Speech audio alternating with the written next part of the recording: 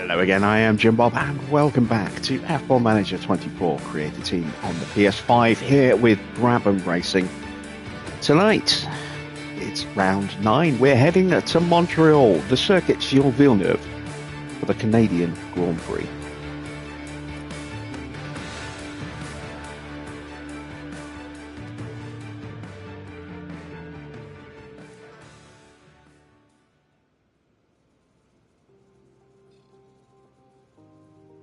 All right, we have a fair bit of stuff to make our way through.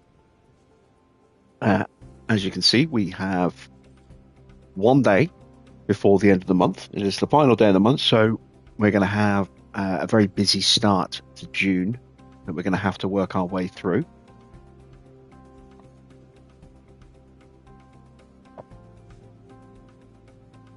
And I can't hear myself on my stream. Can anyone hear me?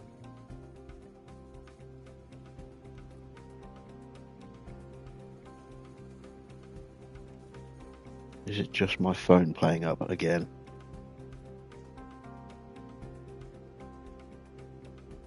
Am I connected to the wrong device?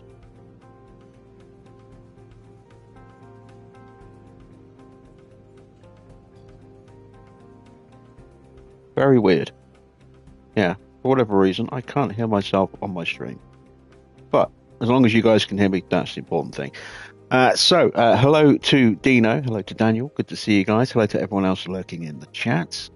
Let's jump straight in, shall we?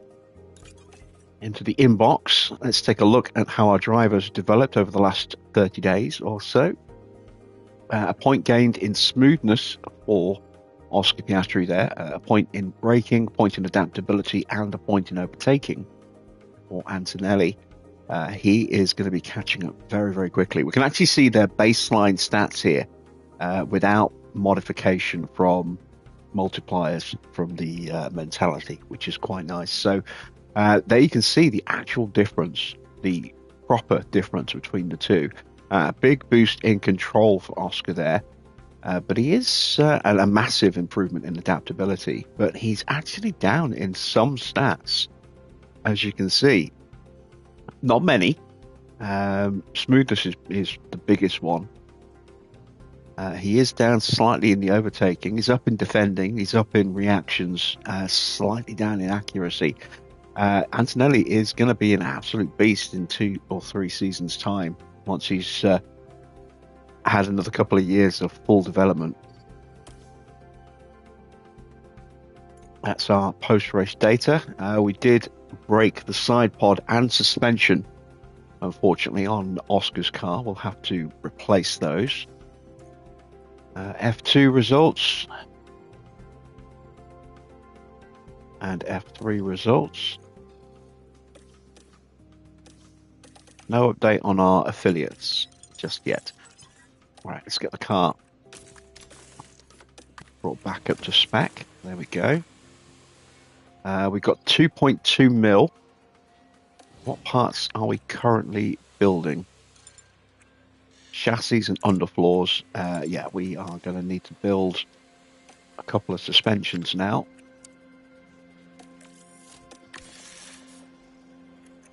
Underfloor will be done in a day. We need to actually add more to that because we don't have a spare. So let's add a second one. There we go. We've got one slot left here. I don't think we really need to work on improving the car much at the moment. So let's continue working on next season. Looking at 30% on tyre cooling. Well, 30% reduction on cooling, 10% on airflow. So let's go ahead and try and improve those a little bit more if we can. We don't have the money for a wing. It's 1.8, we've only got 1.2. So if that's the case,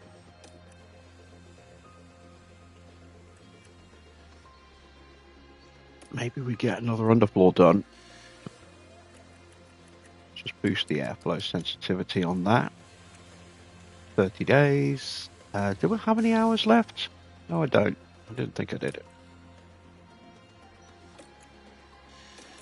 There we go. We should hopefully get a nice little bit of cash the next day.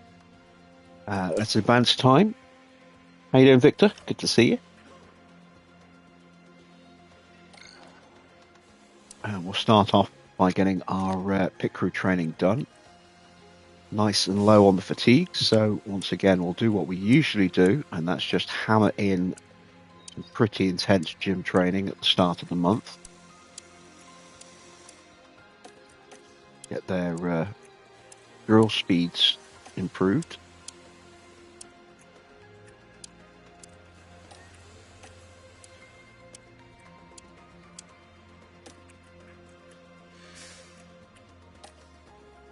And now we'll start to switch our focus a little bit.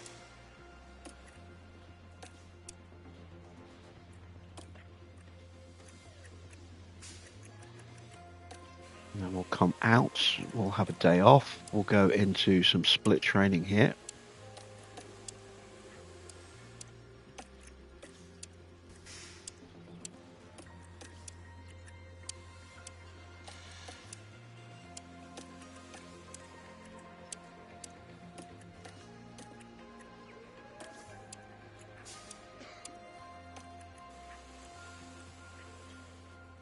We can get some more training in here. We'll make sure they're nicely rested there.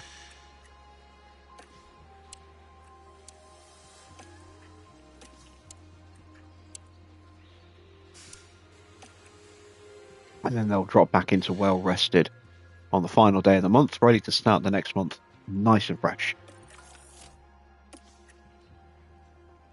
There we go. Right, inbox.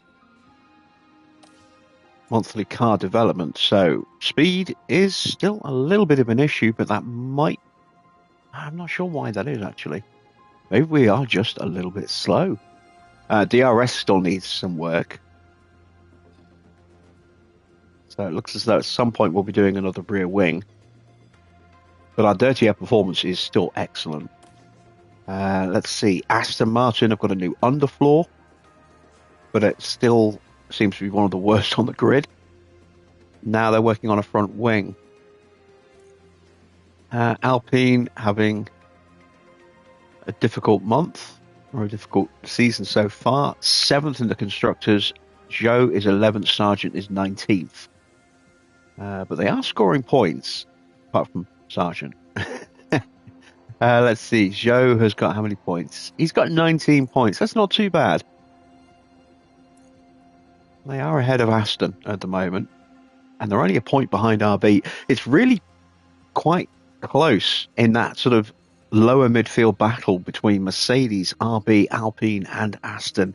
You can't even really count Sauber out of that at the moment because they have shown some real genuine pace from time to time. We're back up to 5.5 mil, thanks to payments from the board and sponsors and prize money, and we've got to shut the wind tunnel down for 10 days. Lovely stuff. There goes getting a new part done. Well, let's check our facilities while we have some money. Evening, Clark. That is going through an upgrade right now. Let's see. Team Hub, Race Sim. That's an 8 mil upgrade, I think. Yeah. How much is a Team Hub? That's 3.5. Wouldn't mind getting the hospitality room up another level, actually. Let's go ahead and do that. And everything else is fine. We'll hang on to the remaining 2.6 mil because we'll need to build some additional spare parts, and so I'd like to have a little bit of cash for that. I've got to wait 3 days for a slot to open up.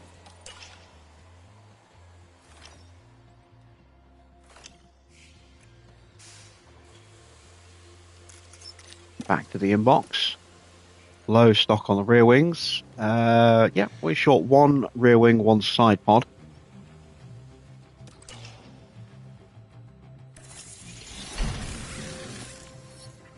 Okay.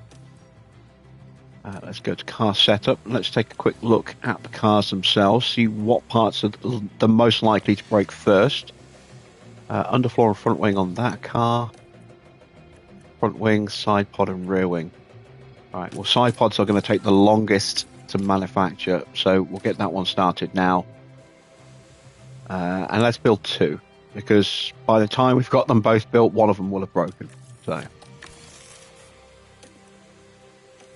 anyway, and then we've got 4 days until the underfloor's done, at which point we can then start making a couple of extra spare rear wings. And we should hopefully have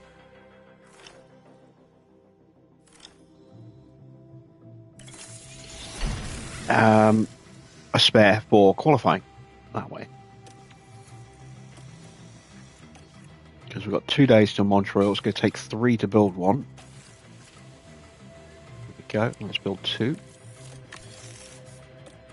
How do I know if it's a high or low downforce track? The characteristics of the track can usually determine things like that. I mean, there are outside factors to consider as well, but a circuit like Monaco, it's very low speed, so the car's not generating a lot of very high aerodynamic downforce because it's not going very fast. So you need to have a lot of mechanical grip, you need to have a lot of mechanical downforce, you need to really bolt the wings on so that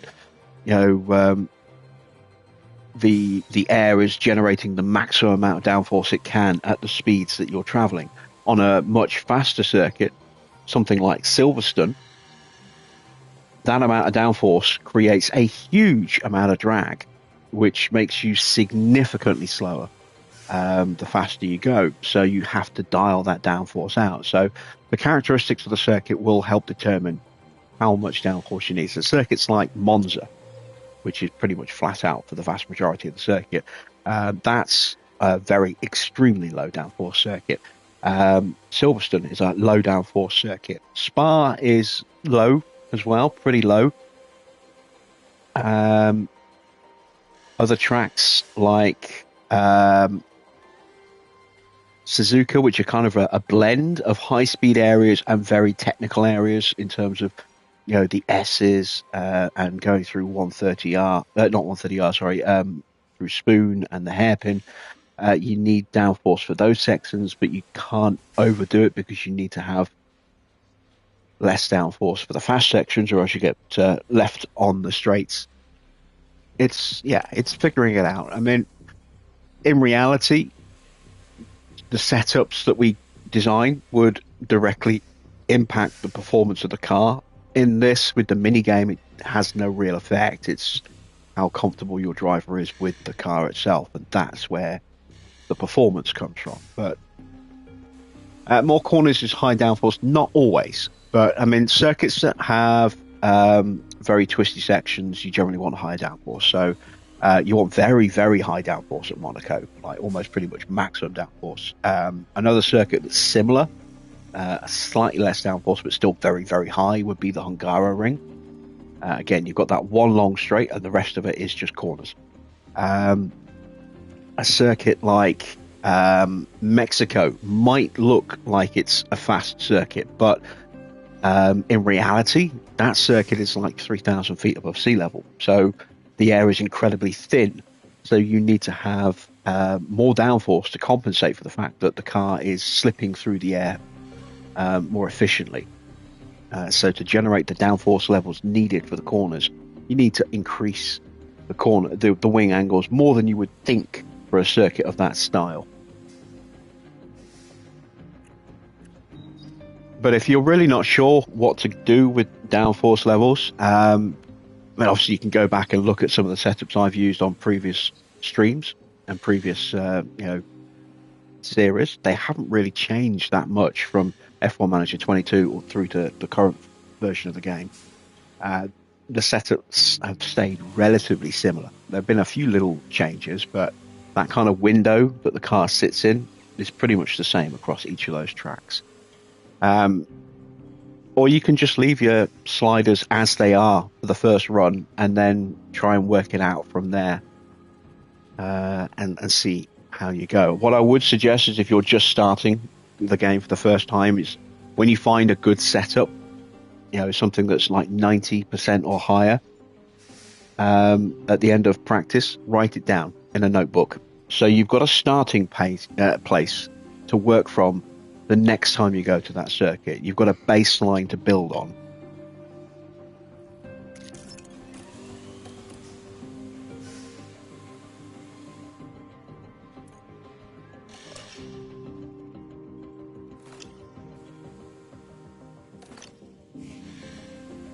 All right, strategy prep. We are not expecting rain, I don't think. A little bit of wet weather on the practice, but very hot, dry qualifying, and then cloudy but dry on race day. Let's set our targets. Let's have a quick look. Have we got anything going on? Just the head of aero is going to be affected, so that's fine. Won't affect our drivers. 12th is the target for Oscar, and 16th for Kimi.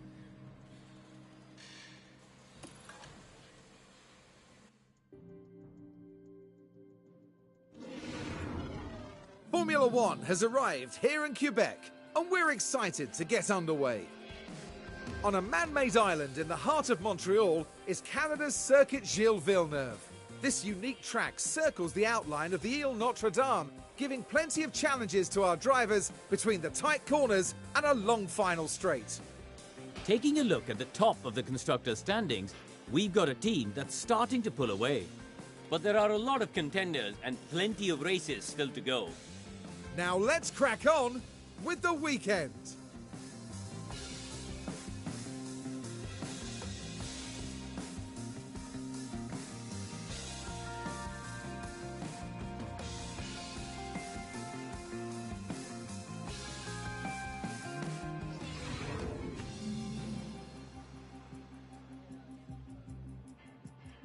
So Canada is a low-ish downforce circuit.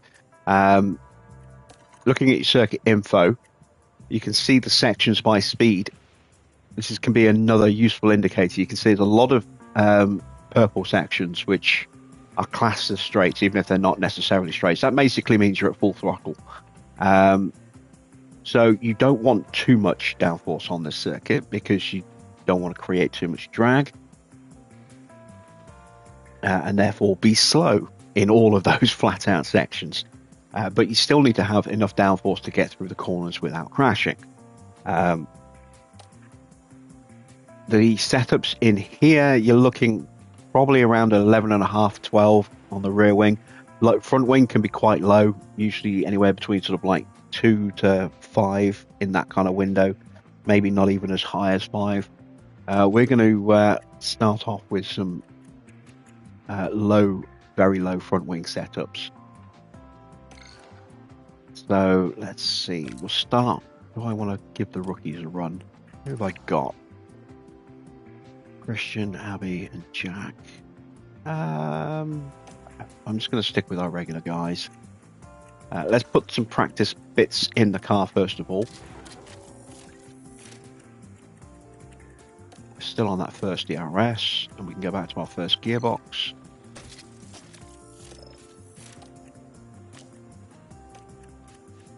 Do the same with Antonelli.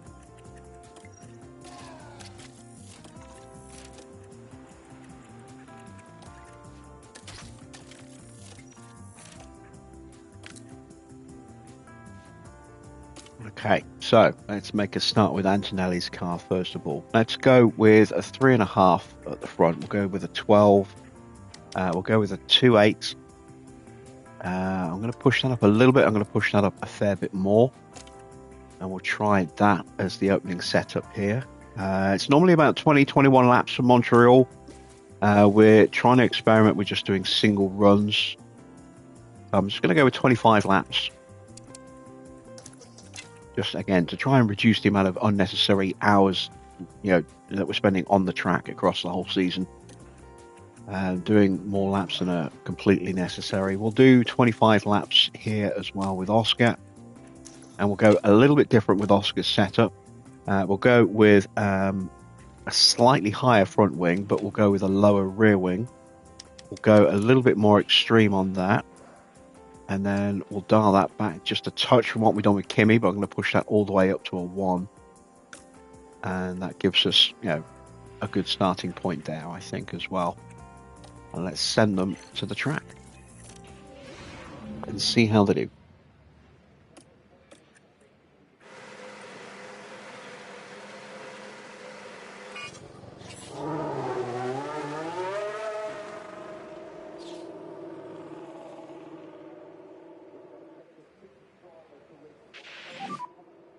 Does track knowledge affect the drivers? There are 3 things that affect the driver's confidence level going into a Grand Prix weekend.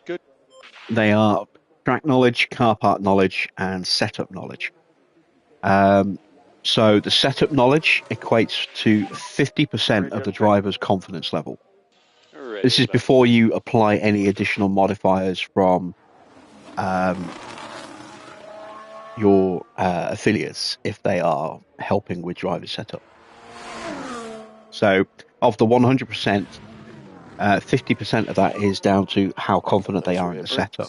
25% is how confident they are around the track, so their track knowledge, and the other 25% is how well they know the car. So keeping your car knowledge at or as close to 100% immediately kind of wraps up that 25% bonus straight away for you. You can see we're at 98% at the moment, as we're just finishing off learning those newish parts. So that'll be at 100% on the car part knowledge before the session's even done. And that'll be straight away 25% of our driver confidence achieved. In fact, if we take a look, you can see they're already at 37. We're getting a nice little bonus at the moment from our affiliates who are helping in with car development and driver setup or car setup going into a Grand Prix weekend. So that's why we are at 37%, not say 24 or 23%.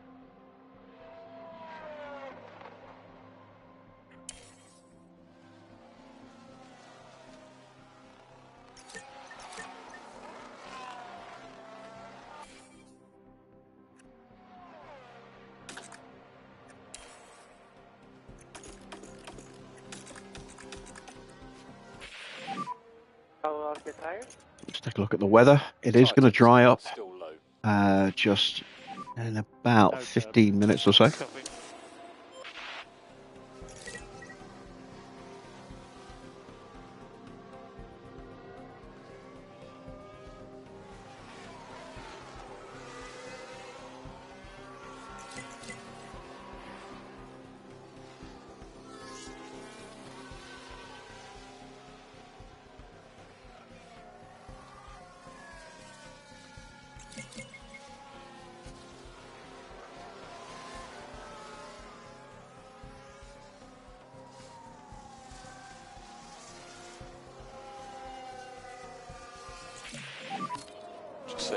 All right, we've got our first bit of feedback. It's a 77%, which isn't too bad. That isn't counting towards our driver prep yet, and it won't do until we get back to the garage. And then you'll see the driver prep will go up substantially. We can change that right now if we wanted to, but I'm just going to leave them out there, and then we'll make changes at the end of this run. We're close to getting feedback from Oscar.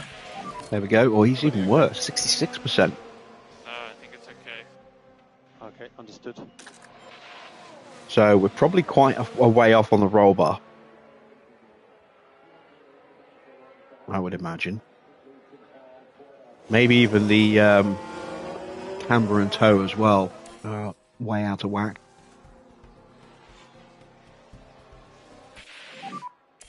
We're happy to slide this tire a little bit more, try and get it in the window.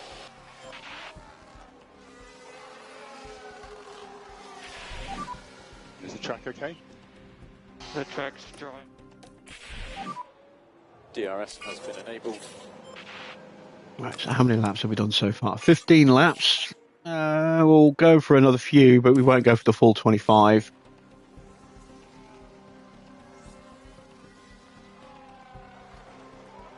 We'll wait till the track dries up proper. Rain has now passed. Copy, box. There we go, one more lap.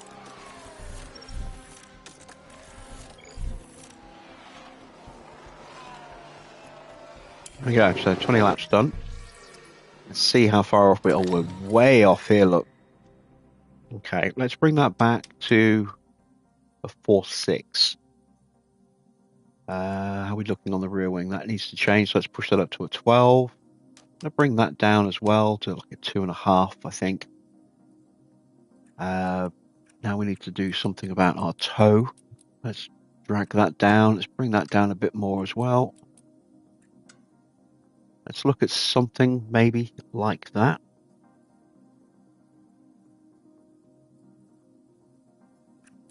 Maybe push that up a little bit more. Let's do that. And let me push that up to a 3, just to help improve the rear wing gap a little bit. We'll give that a go. And let's have a look at Antonelli. So Antonelli on a 12. His is the wrong way, so let's drop him to an 11.5. Let's maybe try the setup that we put on Oscar. So let's go like that, and then let's push that up a bit. That's not going to go up enough, I don't think.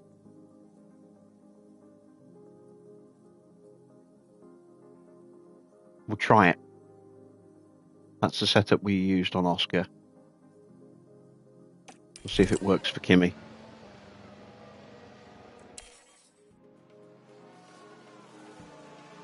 And that's our running done for this session.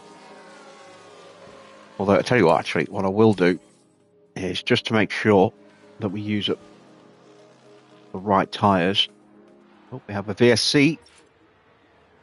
So we saw Perez had some issue. Sargent has done something to his car as well.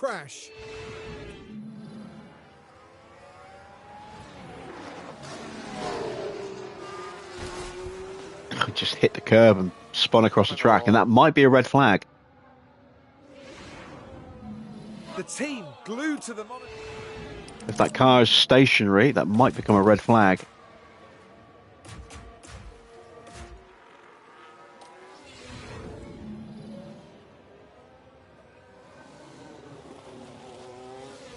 It's not holding traffic up yet, so I think we might get away with it.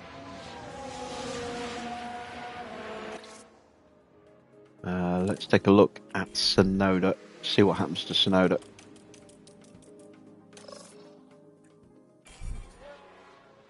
Oh, the car's been cleared. There we go. What we will do is we will send them out now on a set of hard tyres, just to do a scrub lap on a set of hards, so that we don't give back 2 sets of softs.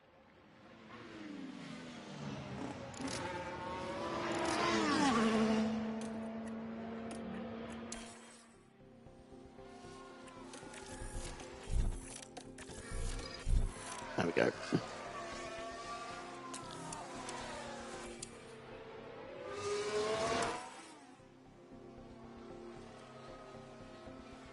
Victor Martin currently top of the timing in that Williams. That's got to be Max's car. It is Max's car.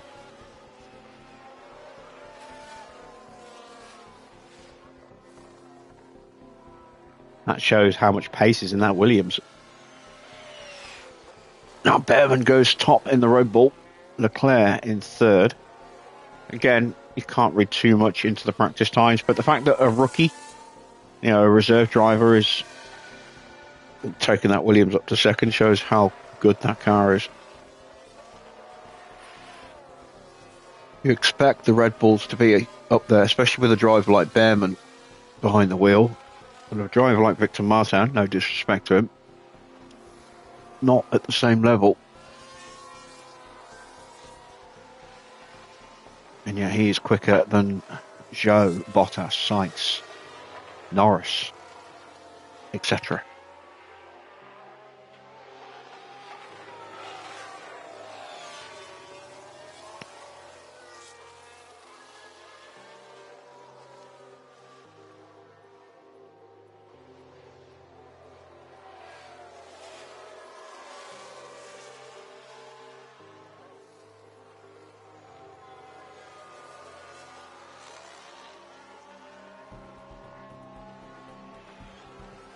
All right, that is first practice done.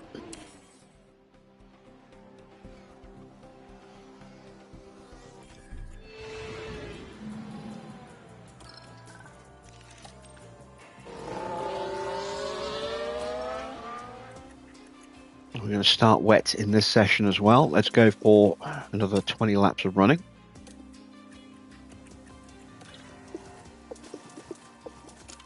Driver prep levels are only at 42% at the moment because they have an unknown setup. So that will improve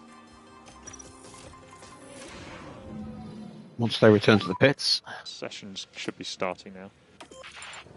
And this one's going to be wet throughout by the look of it.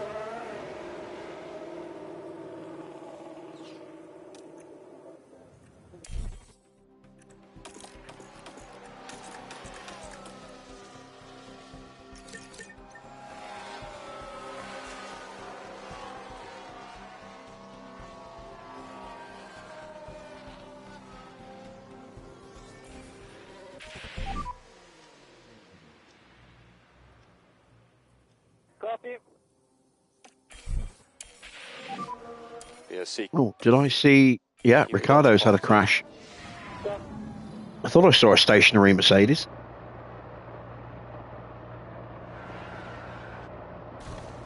Just locked up and into the barrier. Okay.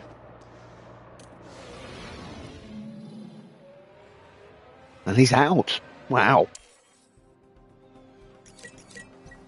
Did not expect him to retire from that crash there.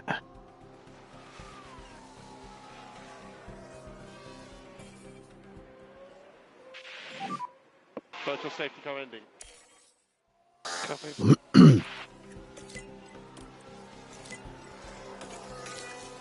Oh.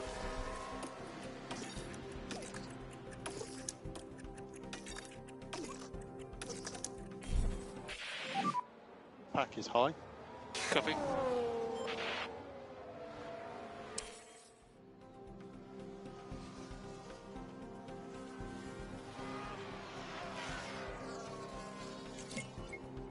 Forgot to do that. Never mind. I'm glad I checked.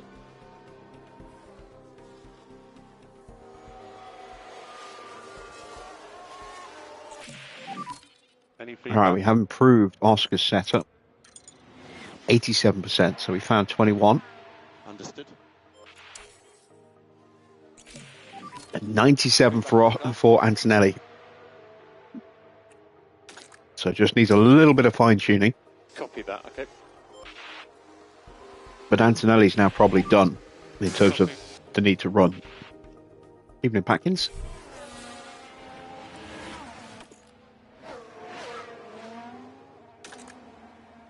In fact, I'm actually going to call them in now.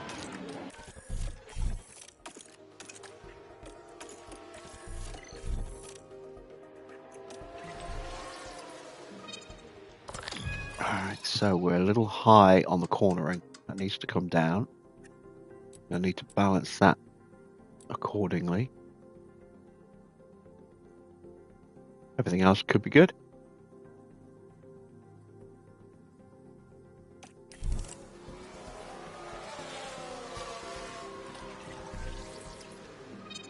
It's just the front wing. So I'm going to take a little bit of front wing off. And then I'm going to correct like that with camber. And that should now be a 100 setup, I hope.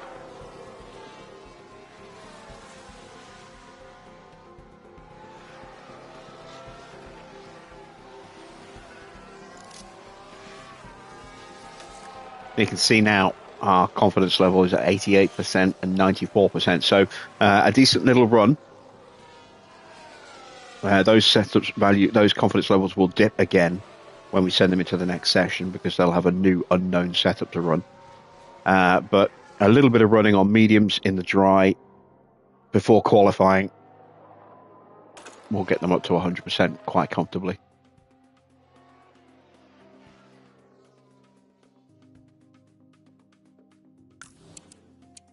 Porsche showing some decent wet weather pace.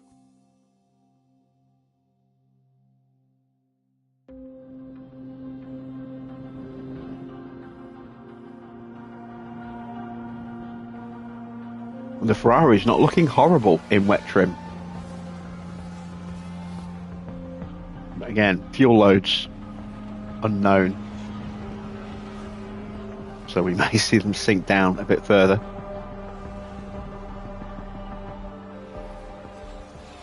Sargent up into P3.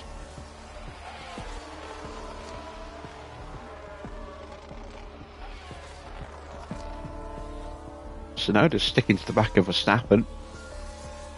Sargent now goes top.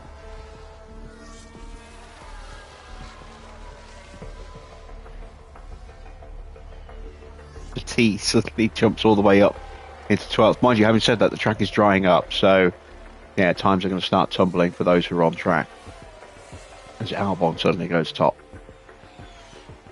Now Porsche, yeah, these three are going to set some pretty good times.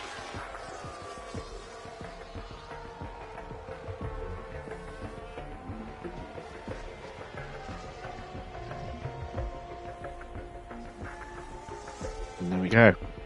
We're done in practice session 2. Final practice still to come. And we're doing significantly less laps than we were at this point last year. We were doing like 40 odd laps on day 1 in the first session and then another 30 or so in the second session. I think we've barely done 40 laps in total across the 2 sessions. I think we're about 35, 36 laps, something like that. Let's move into the final practice session.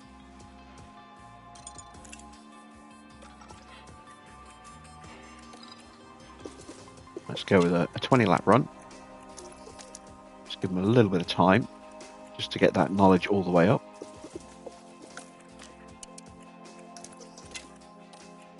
And one thing that is quite good is that we know the setup accounts for 50%.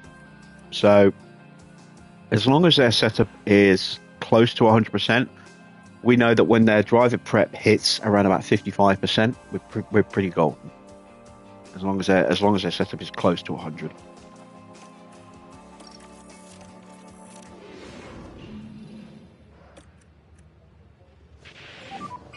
Okay, Oscar. So the track will go green now.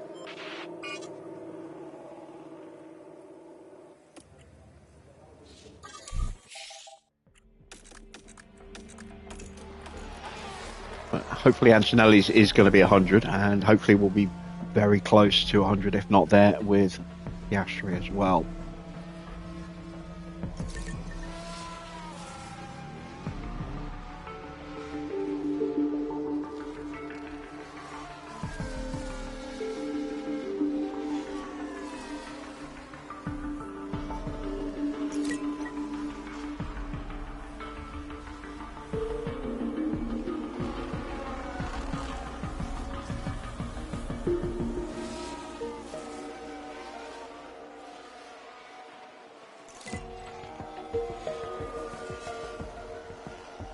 Not sure how I want to approach this race.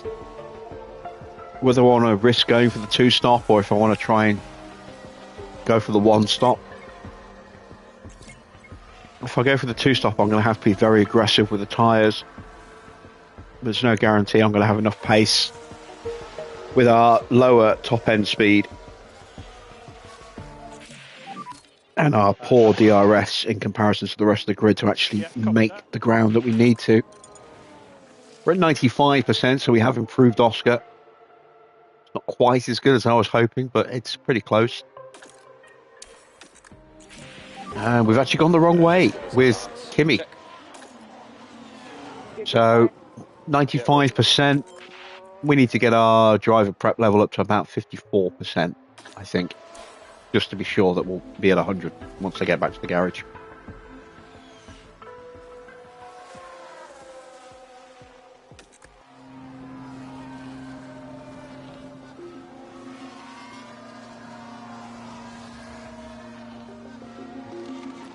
We're not going to get there on a 20-lap run.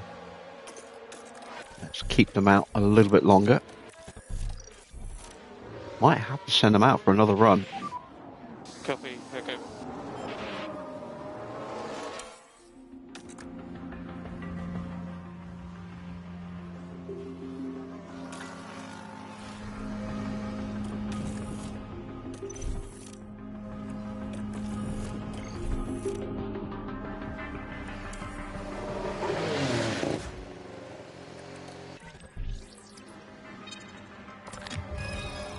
%. We're close. Yeah, it's not quite there. Which way do I want to go? I think I'm going to go up.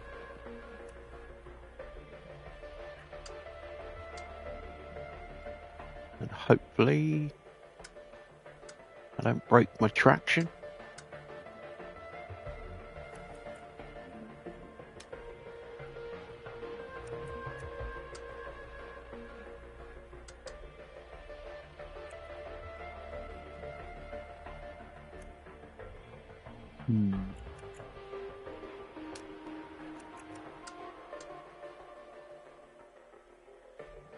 Let's go that way.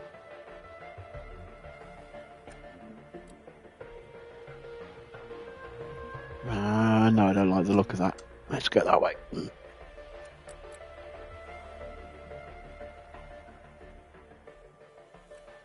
Wait, is that my 95 setup?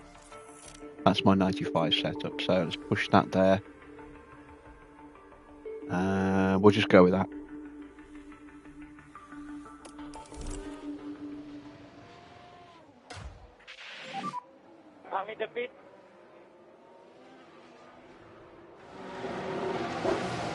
Stop on your arcs and switch off.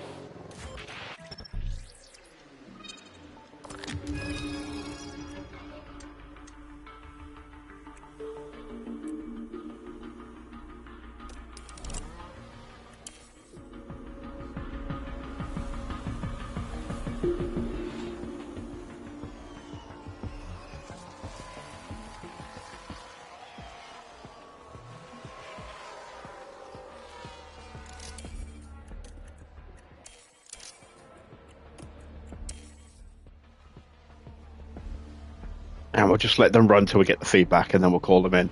Regardless of what happens to the setup, we'll have earned enough track knowledge by that point to be at 100%.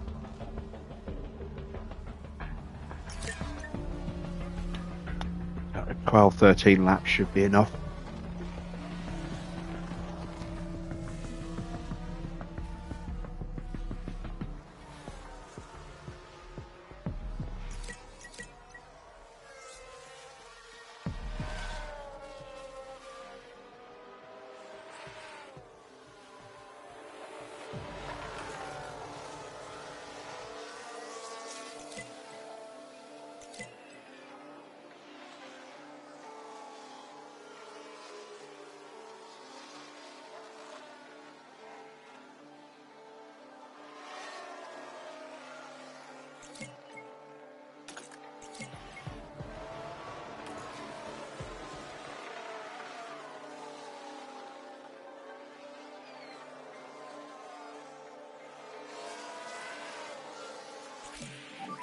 %. I shouldn't have made that little tweak to Antonelli's toe.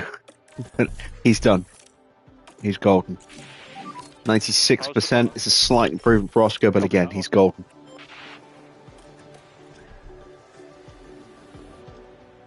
So we will just leave him at that. No point rocking the boat on that one. And that is an easy correction back to there. And that'll be 100% for Kimmy.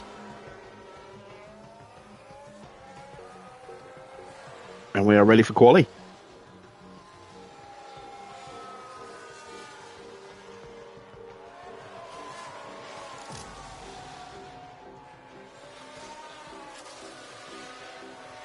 Yeah, whereas we were really, really strong at Monaco, I don't think we'll have that kind of strength here.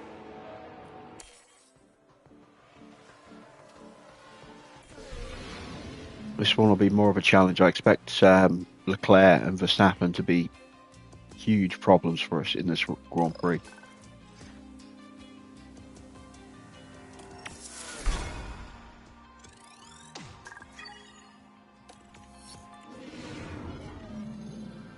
We're moving on now to the all-important qualifying session. The circuit Gilles Villeneuve isn't a permanent track, so circuit evolution is high over the Grand Prix weekend. Overtaking is possible, but getting a well-timed lap in qualifying will help any driver. We can see the Ferrari driver there, Karun. How do you think they're going to be feeling heading into qualifying? Well, their teammate is outperforming them a little right now, so they'll be looking to close that gap. They must be feeling the pressure, but they can't let it get to them. So stay with us, folks. It's sure to be a Crofty good letting it slip that I'm going to be signing Antonelli when I go to Ferrari. Thanks, Crofty. Yeah, we're not going to do it. Why not?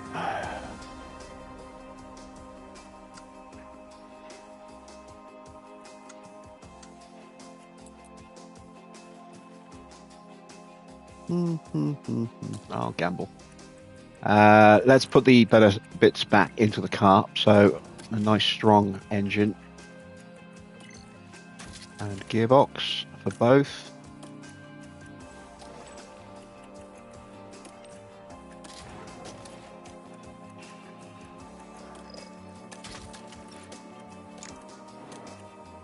And out we go, maybe.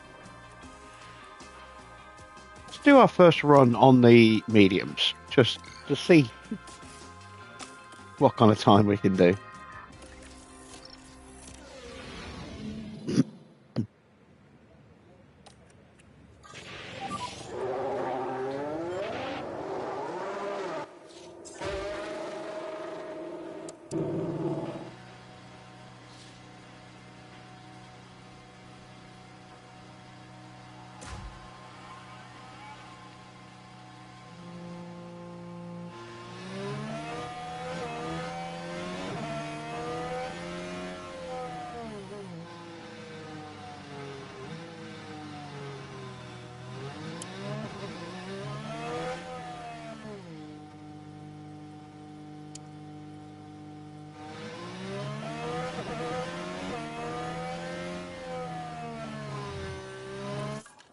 So we've got Verstappen and Sargent ahead of us, Petit and Stroll behind us.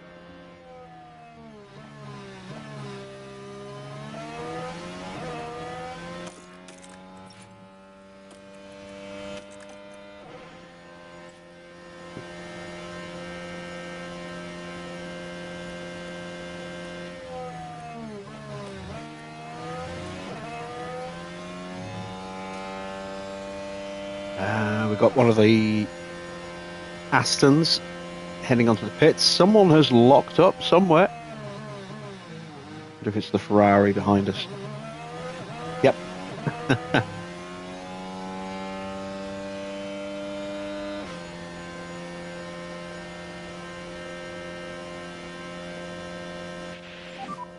Good gap in front. You're good to open the lap. Tyres in a good window. All clear ahead. Good to go.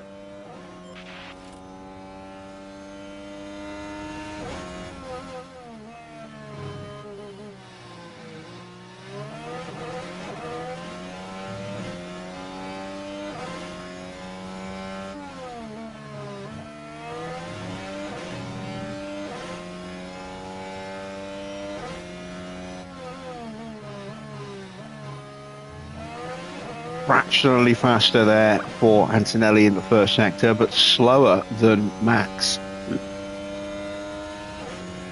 Huge sparks being thrown up the back of Oscar's car there. Bouncing off the skid plates. And Max is still quicker than us again. We go purple in the middle sector. And we're on mediums, let's not forget.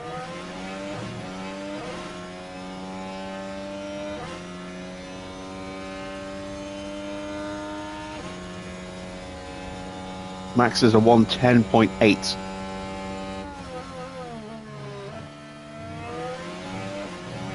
Up to the line. It's a 110.7 for Piastri, a 110.6 for Antonelli. Copy.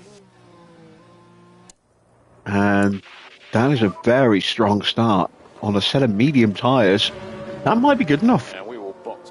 We might not even need to use the set of softs in this session, which would be excellent news.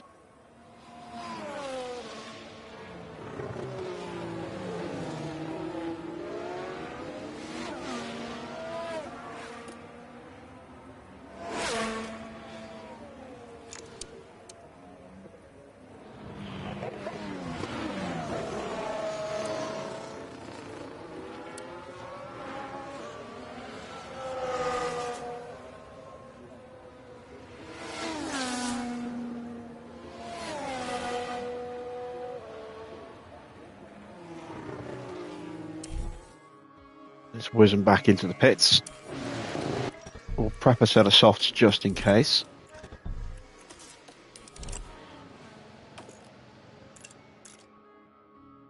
Grip level is definitely going to increase all the way through the session.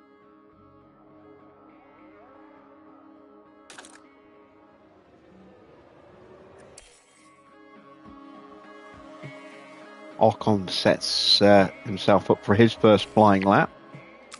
Still waiting on Leclerc to leave the pits. Let's keep an eye on Ocon.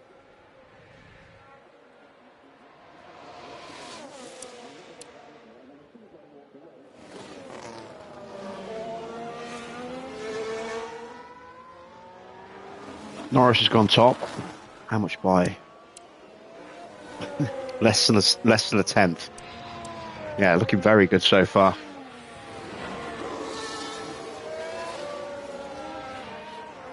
There's Norris, I think. Yeah, Pourchaire's just starting his flying lap.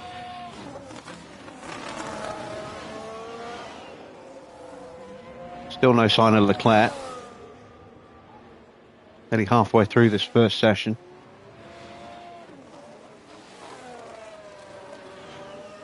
And Ocon has not shown the pace that we saw from him last season, this year.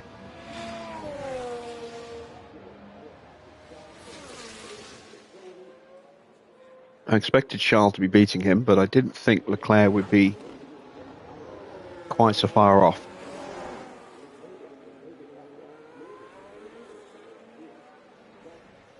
It's good enough for P3. Splits Antonelli and Piastri.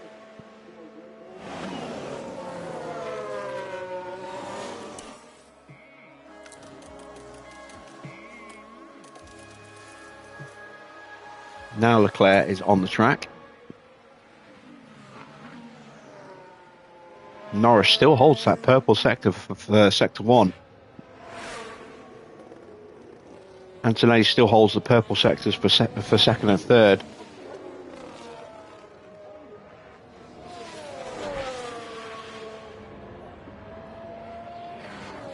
Gasly popped himself up into 4th. Max is 6th.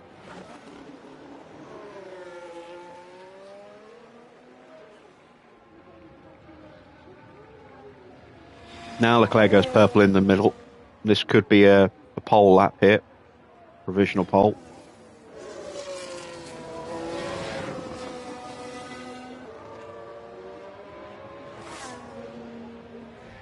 Up the line. And it is just a provisional pole lap there. We're still looking really good. I don't think we need to go out, so we're going to sit in the garage.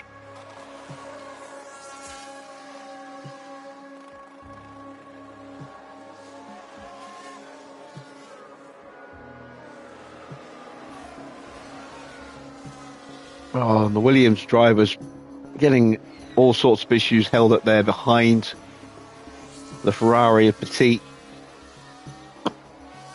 And they are the two slowest cars.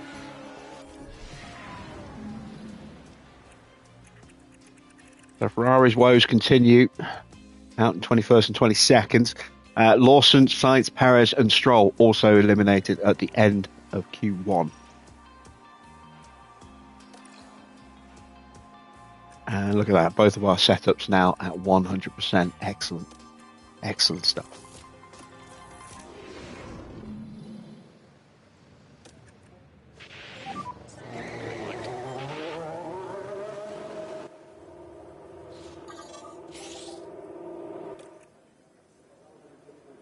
It is Strofan.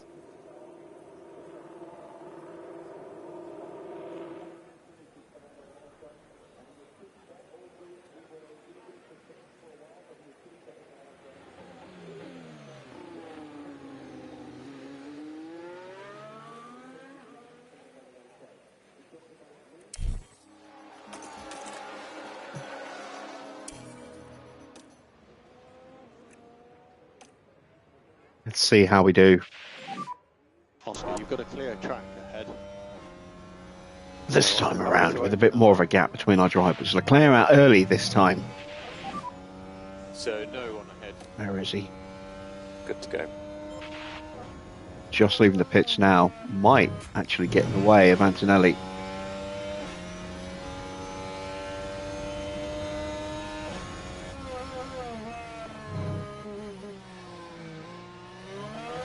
Nope. That was lucky.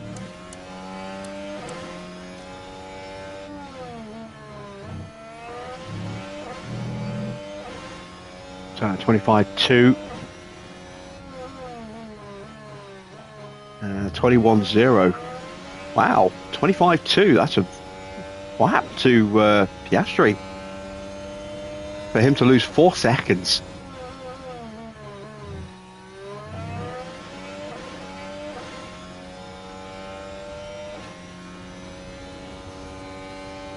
He must have been held up somewhere. 21-4 and a 21-4. So Piastri's going to need to run again. There's no way around that. He lost so much time in that first sector.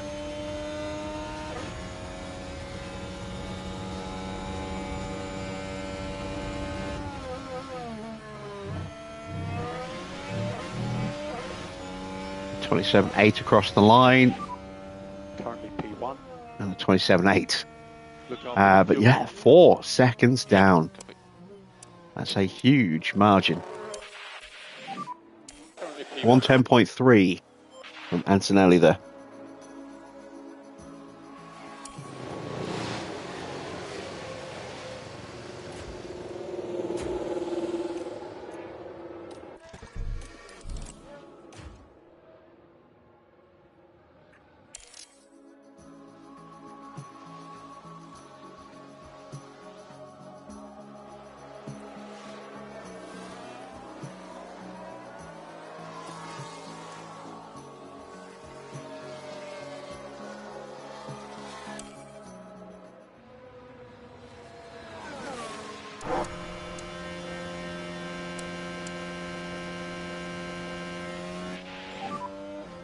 The tyre temperature should be in a good place. And drive straight out, track will be clear. Let's go.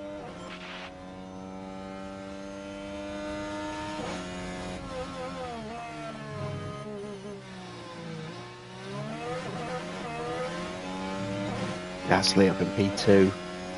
Cardo's up there as well. Leclerc also with a terrible run. Look at that. He was also 4 seconds off the pace, as was Ocon. Joe's 6 seconds off the pace, so some drivers just really struggling on that first run.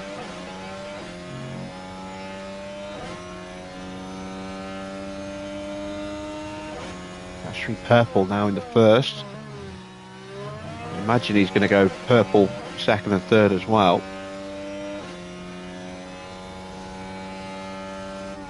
No.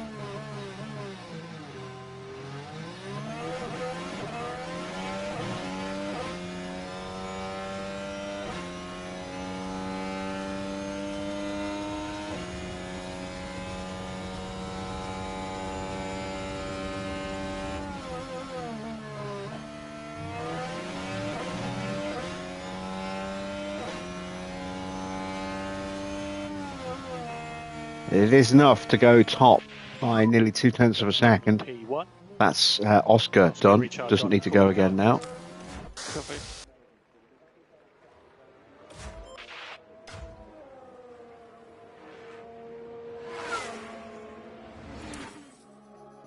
Let's see what Ocon can do this time around.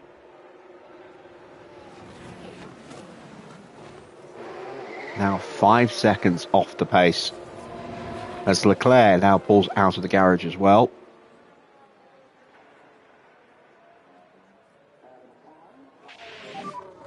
Oh, it's the pit lane.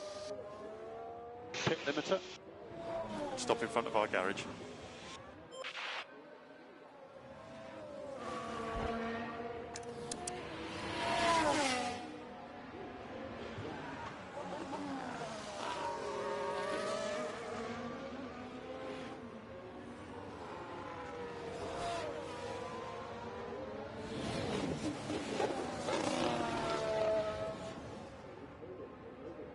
Right, the run down to the hairpin for Ocon. He's on a decent lap so far. Didn't appear to lose any time to the Sauber.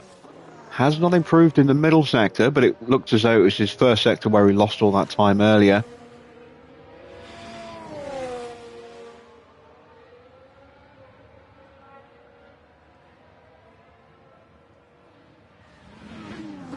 Into the final chicane, past the wall of champions. And up to the line for Esteban Ocon. And that puts him P5.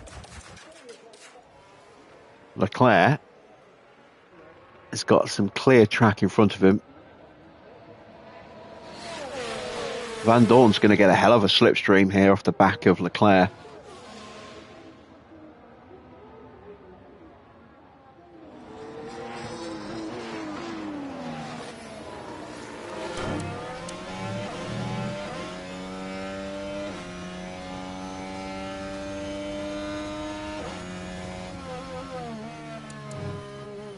Has got a slow Mercedes in front of him, by the look of it. And I think Iwasa's on an in-lap as well. Actually, no, Iwasa might be pushing. Yeah, Iwasa's on a push lap, I think.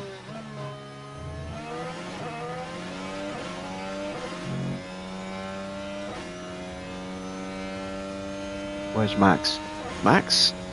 Down in 16th. Max has not set a time. So does that mean Max has got a pit lane start scheduled? We don't have any data for his car. So he has not gone out. Here comes Leclerc. Look at Van Dorn. He's gone purple in the middle sector. He's going to go purple here in the final sector as the Mercedes gets out of the way. Van Dorn's going to go through in flying colours here.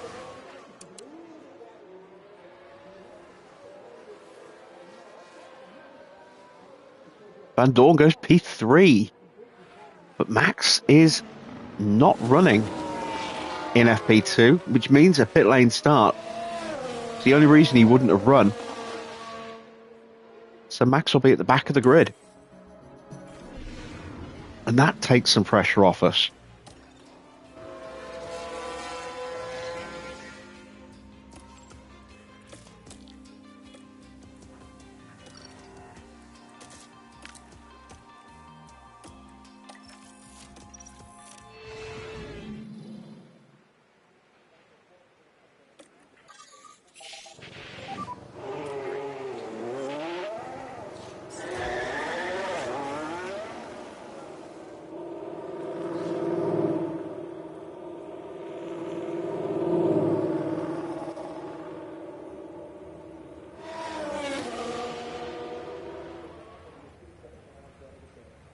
Ocon leaving the pits early as well.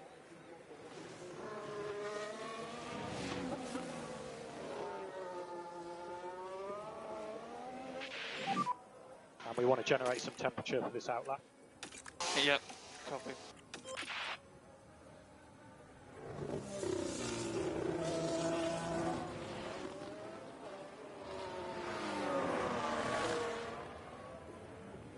Gasly's tucked up behind him as well. So Gasly looking to see if he can slipstream his way to pole position here.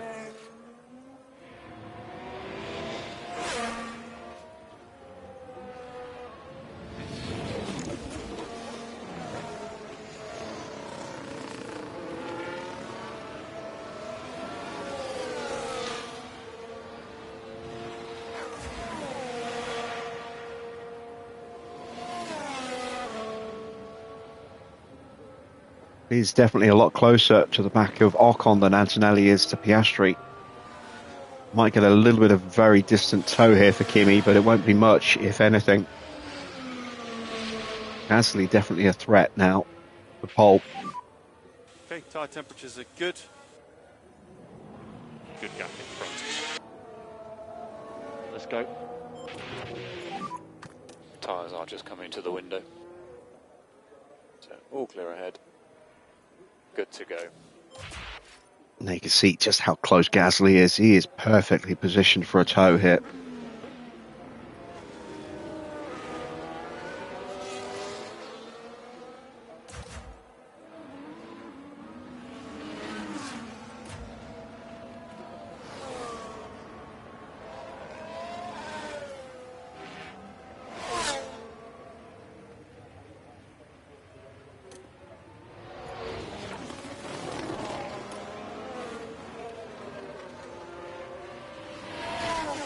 Seven hundredths of a second between the two in that opening sector.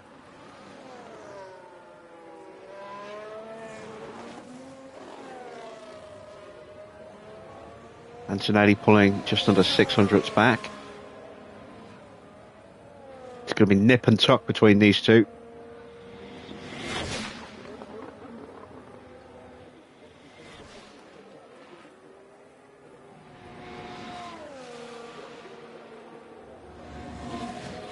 .27.7 across the line.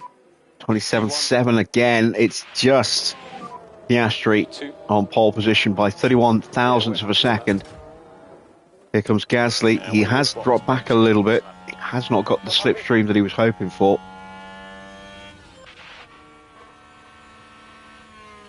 He dropped out of range in the end.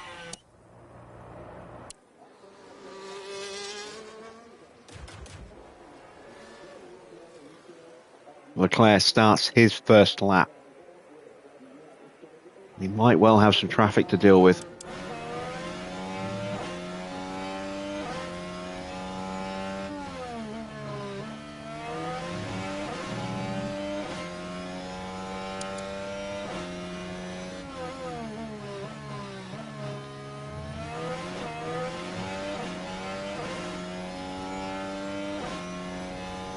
Bottas out of the way nice and easily for him there.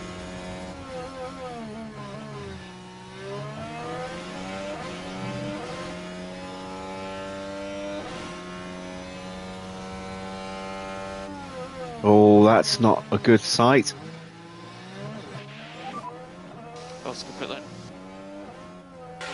Yeah, that's him compromised really badly. Stop in front of our So, advantage to Brabham in the first run.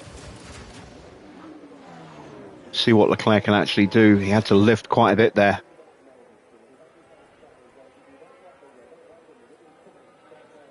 He goes ahead of Gasly, half a second off the pace.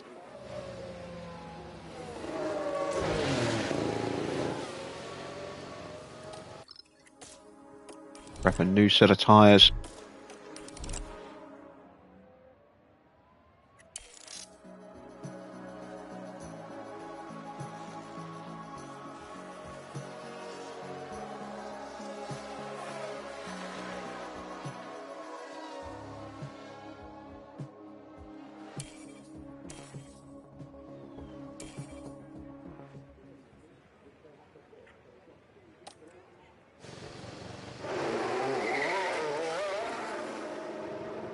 Evening, Farah.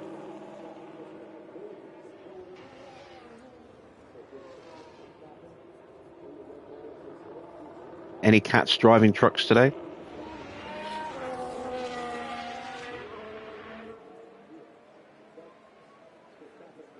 Oh, Leclerc is going to be the last one across the line out of the three of us. Gasly, again, sneaking out behind the back of one of the Red Bulls. So, again, he is still a potential threat for pole position.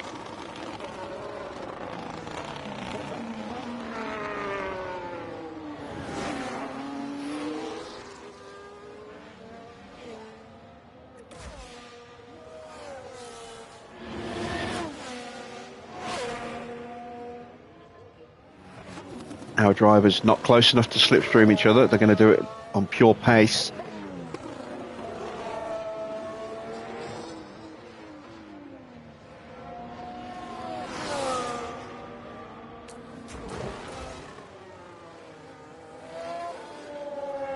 Ocon's on an in-lap. He has improved up to P3. Pourchaire, currently P4, is on a flyer lap right now. Tyre temperature's still okay at the moment. We're happy at this tyre temperature. We'll keep an eye on it. Drive straight out, drive straight out. And there is Oscar starting his run. And you're good to open the lap. Now Kimi does the same. Is Gasly close enough? You got a good gap ahead. If he can stay close to the first sector, he might get a distant tow in the second half of the lap, but going to have to work really hard for it.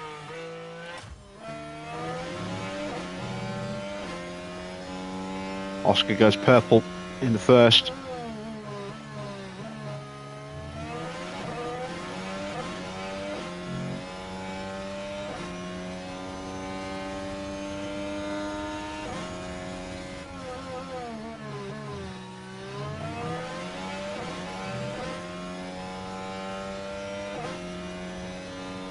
Oscar is flying right now. Looks like he is going to take pole here.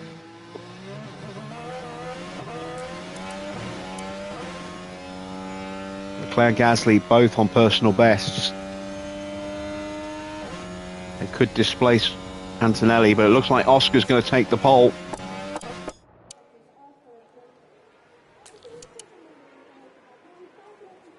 He barely improves, though. Antonelli finds a 10th. Leclerc improves to P4. Gasly goes P7. Teo's on an in-lap. So that is your top 10 order. It's Brabham locking out the front row. Red Bull locking out the second. Then Valtteri in third. Albon in fourth. Gasly fifth. Porsche. No. Valtteri in fifth. Albon sixth. Gasly seventh. Porsche in 8th, Ricciardo 9th, Van Dorn in 10th. Max, we think, starting from the pit lane.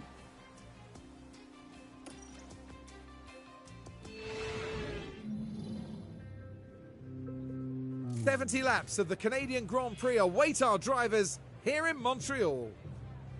Named after the legendary Canadian driver, the circuit Gilles Villeneuve has been host to plenty of first-time winners. Jean Alesi, Lewis Hamilton, Robert Kubica and Daniel Ricciardo all got their maiden victories here. With a flat-out section of over a kilometre in Sector 3, Circuit Gilles Villeneuve is a track that asks, who dares brake last? And that means it's tough on tyres and brake temperatures the whole way round. The teams are making their final preparations down in the pit lane, ahead of today's race.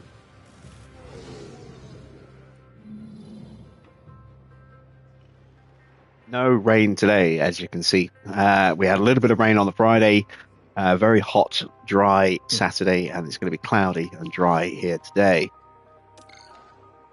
Strategy-wise, I don't know which way to go. On paper, the one stop is probably the quicker strategy.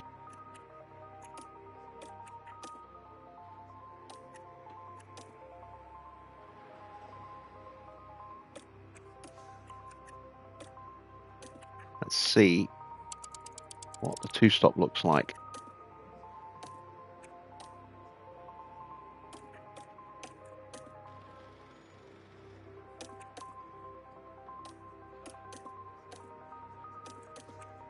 Oops. Damn it.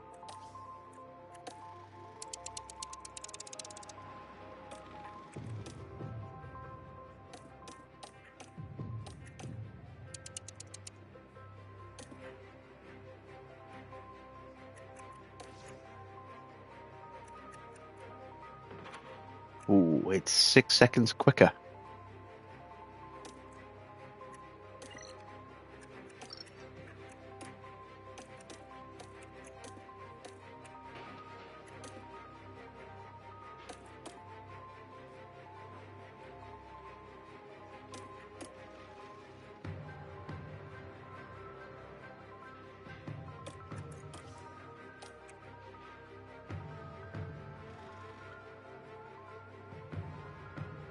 All right, let's go with that. Not going to take any fuel out, but I am going to push the fuel at the start.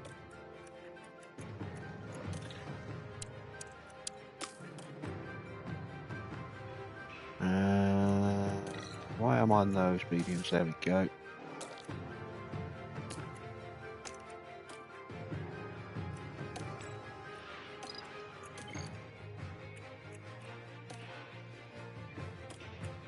There we go.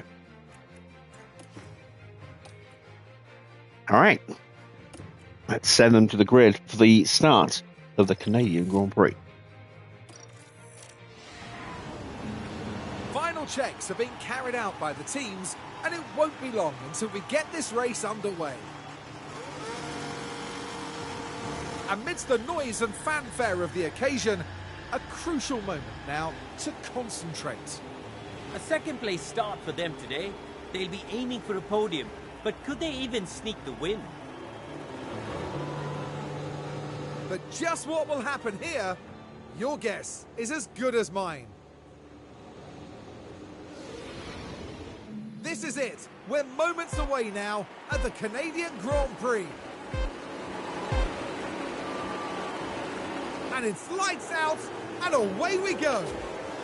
So Max is starting from the pit lane.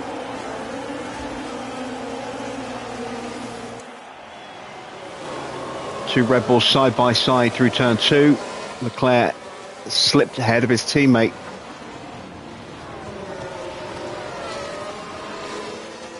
Albon's got ahead of Valtteri up into P5.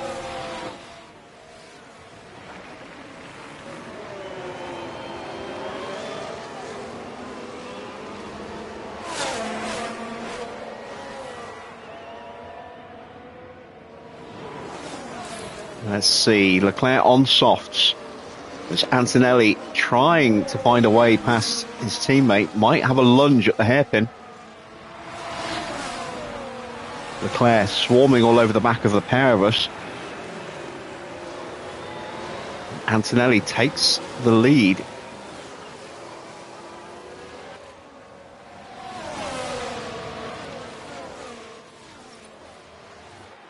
Norris has a fault. Sainz has a fault as well.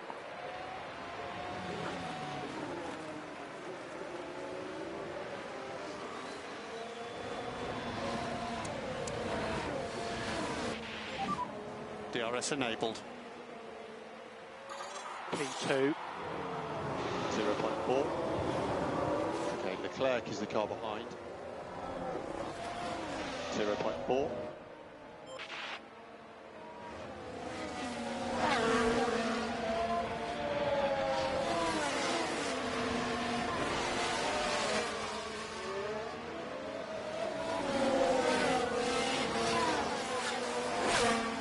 I'm going to try and hold off on using the battery for as long as I can. If I can make it to lap 4, all the better.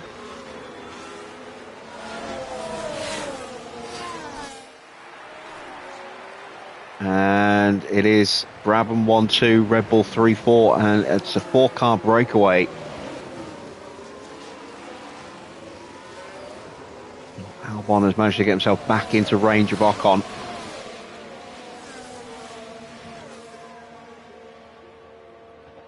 Here comes Antonelli again.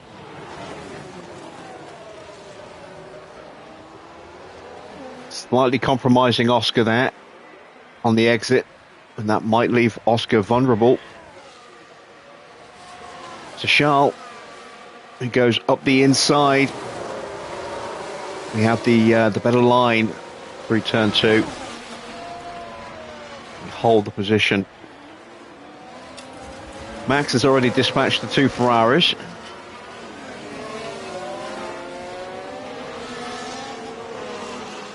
He should work his way through the field pretty quickly. On the mediums, T on the hards, Van Dorn on the hards, Albon on hards as well. Something of a surprise.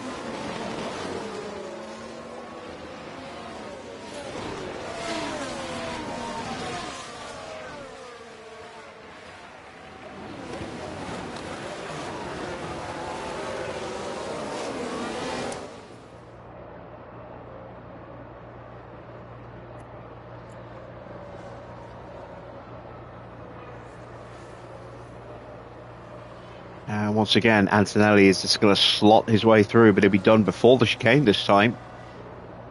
Or will he? Why am I not using the battery at the moment? Because Leclerc's on soft tyres, so it's going to be almost impossible to break away from him.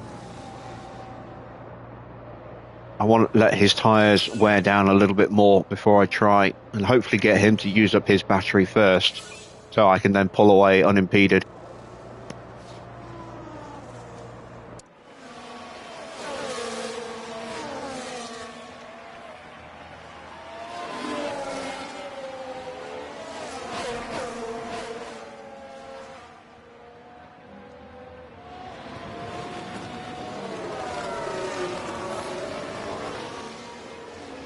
That breakaway moment isn't really available at the moment with the gap so small.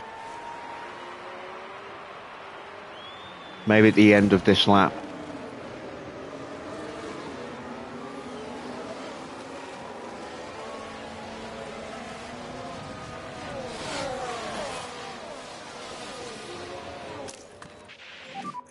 Overtake available.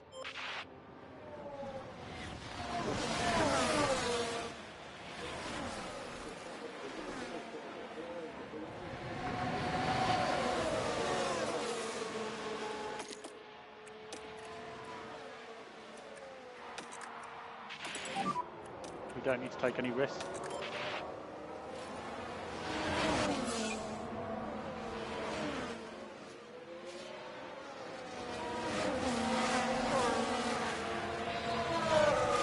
Yeah, we're not going to break Leclerc. We might maybe break Ocon.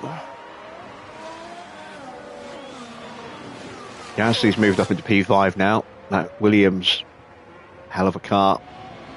Max is on the back of Lawson, who currently has the fastest lap. That might be about to change.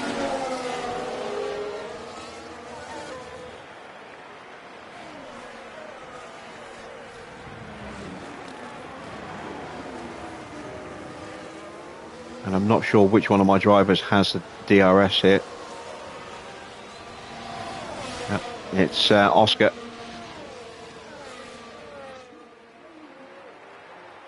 We have a yellow flag. Just a brief one. Lock up from one of the Ferraris. Now let's take Sylvain a look Petit. here at turn 10. And the car fails to respond, and they ended up their own passenger.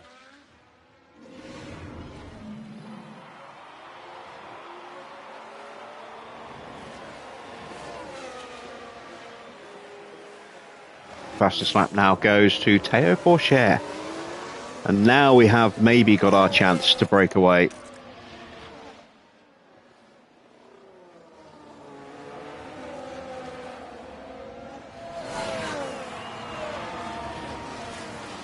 Just couldn't quite break the DRS for the first zone. Strong run through this sector might be enough. Yeah.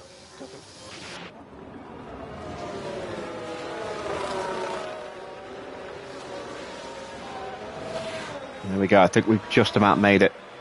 Ocon back into P4 ahead of Gasly. He's going to put his teammate under pressure. And that would suit me as well, actually. having Ocon ahead of Leclerc. Ocon is the slower of the two.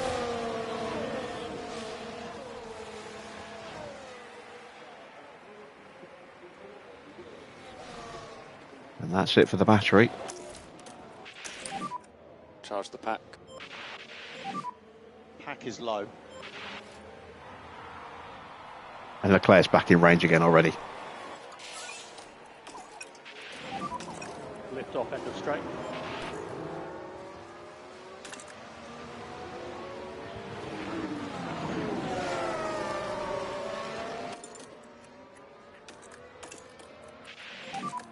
Be careful with the car.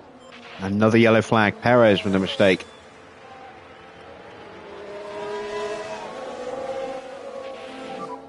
Single yellow.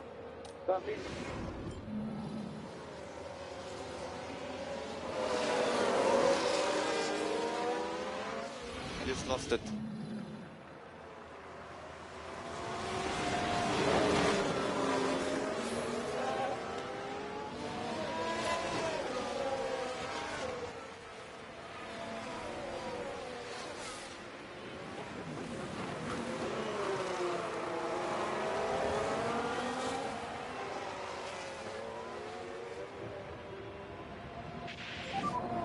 That's DRS.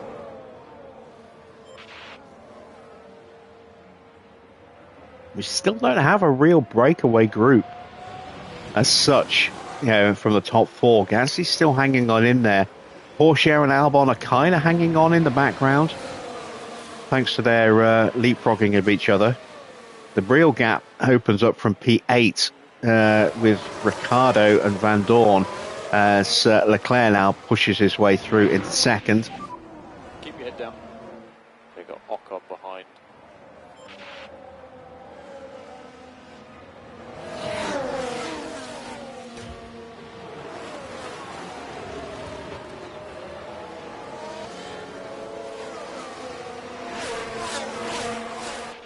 And he's going to push into the lead very quickly here.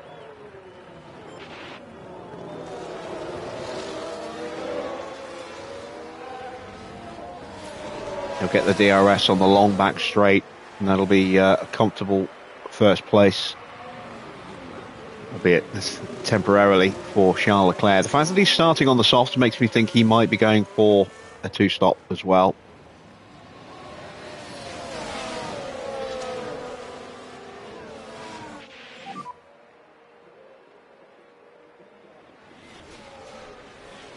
There are opportunities. As ahead. Gasly is through on Ocon again.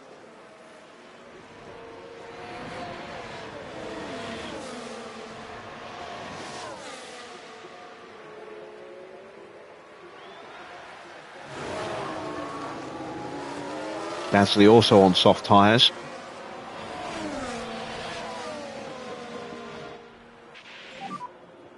And Leclerc is gone.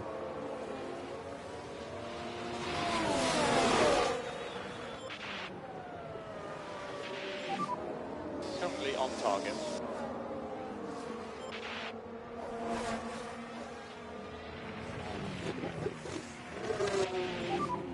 He has DRS.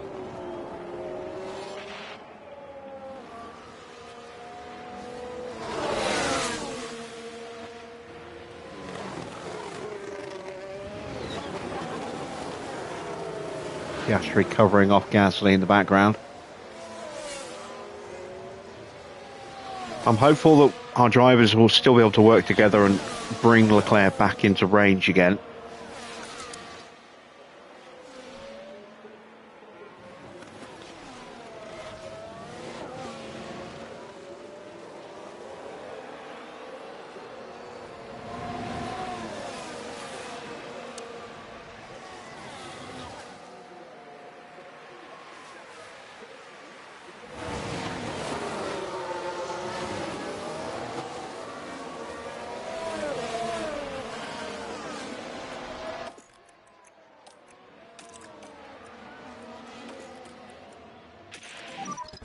Overtake available.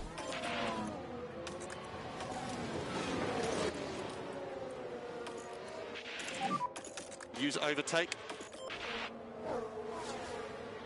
And need to up our defensive game a little bit here.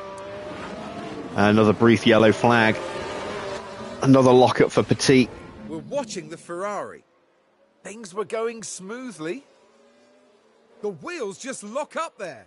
They were just The unable real to do potential much issue about we're it. going to have is that both of these guys are out of contracts this year.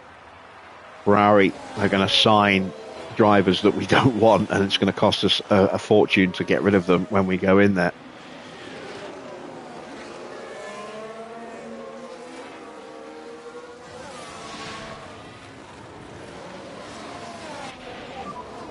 Yeah, he did get DRS.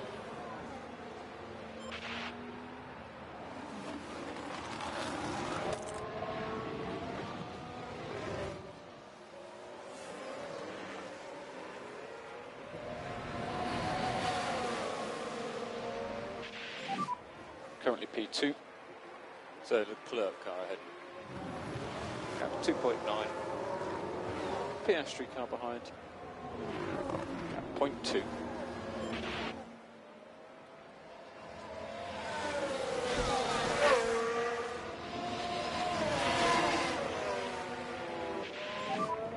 Just give us some tyre feedback.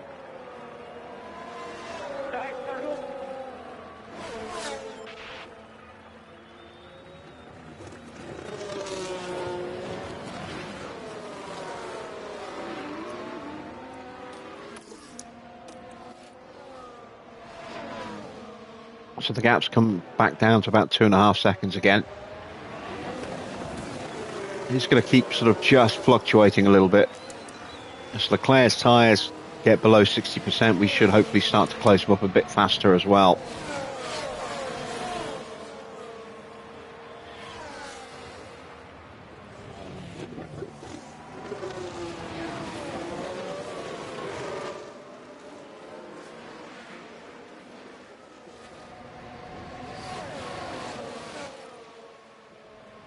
And now a fault for Yuki.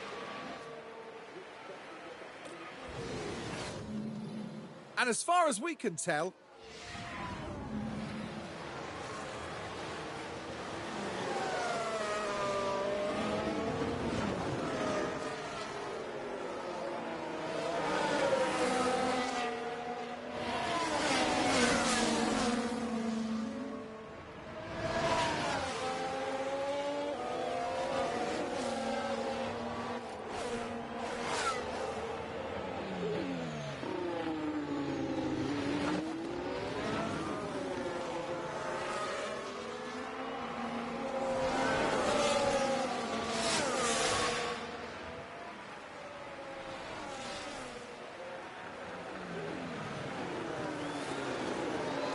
And now we've got that breakaway as the gap to Porsche and Albon has opened up a bit more significantly.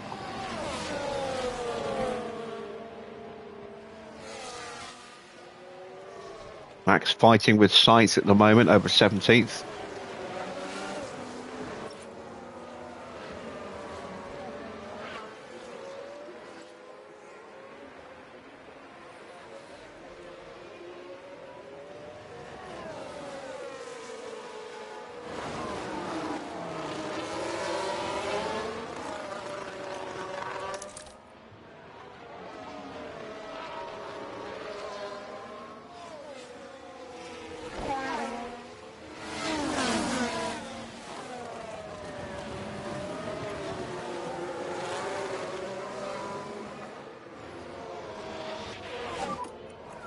Has DRS. Recharge on. Focus on recharge.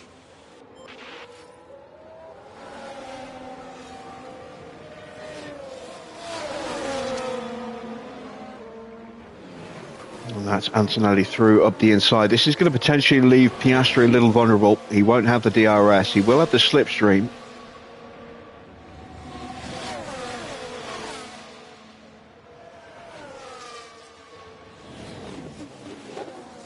Hopefully that will be enough.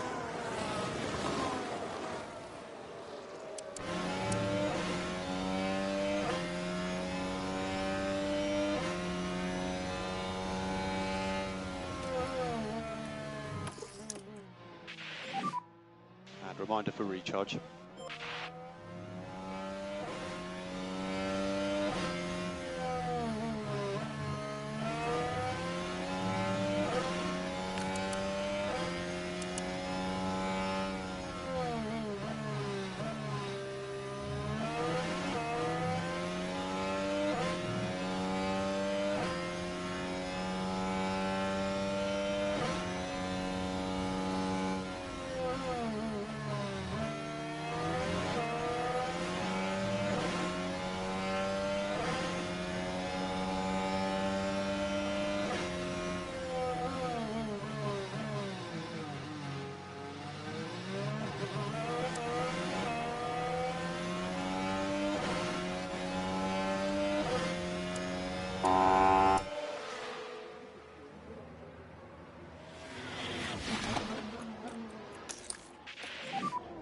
Recharge on is good.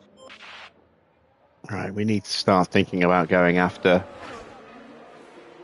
Charles again soon. Well, I've been trying to rebuild the batteries.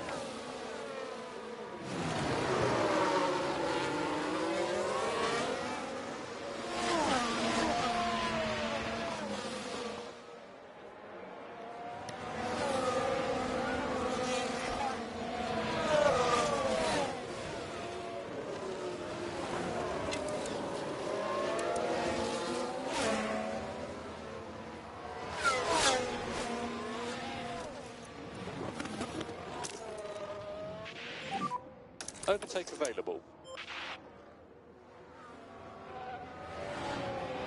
Yeah, he's starting to just come back down again.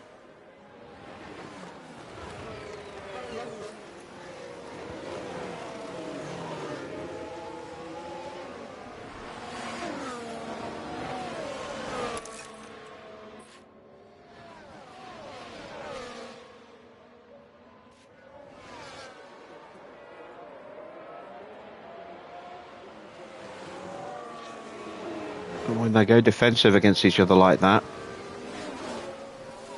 complicates matters and we lose time.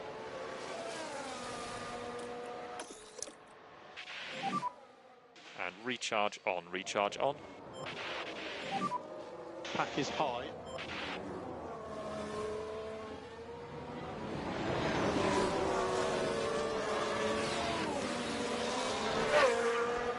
Oh, problem for Joe. Been a fairly big accident, turn 2. It's going on. Is that a collision with Sargent? It is.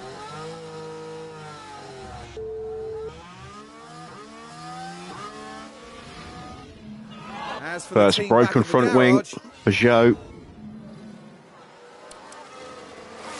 Not done his tyres any favours either.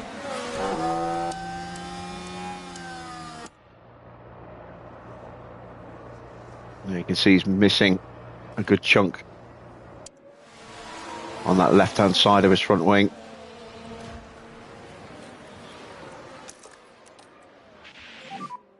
Overtake available.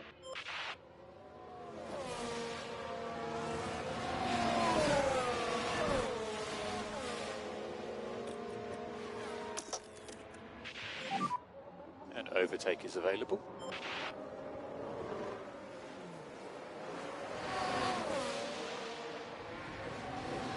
If I'm really lucky, I can break Gasly here.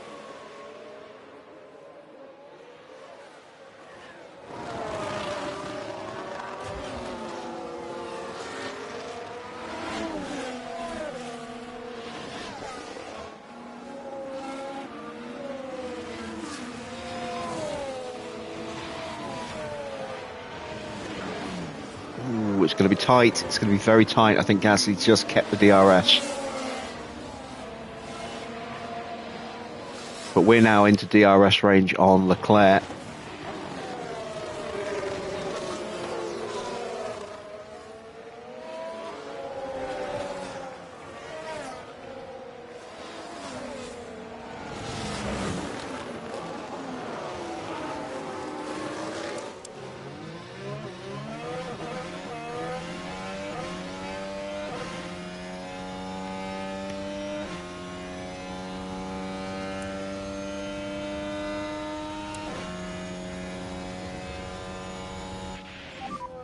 Nice.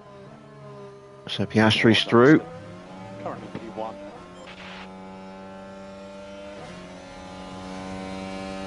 There goes Antonelli.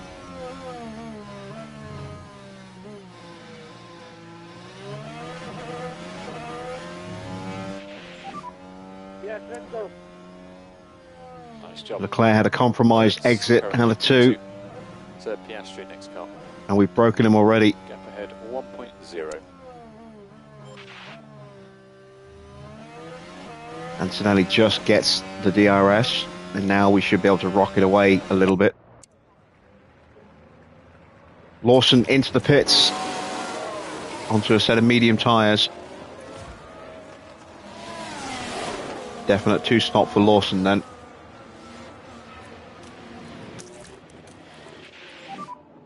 Okay, Oscar, recharge on.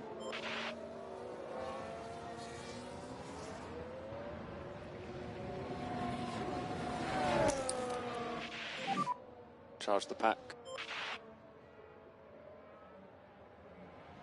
Now, the question is, can we keep this lead that we've built up? It's not very big. It's less than 2 seconds.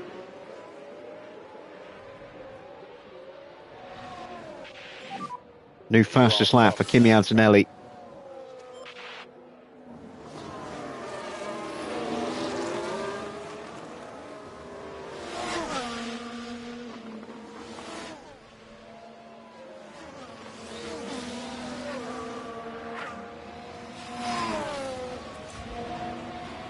Joe's in. That's going to be a wing change. Assuming they have a spare front wing.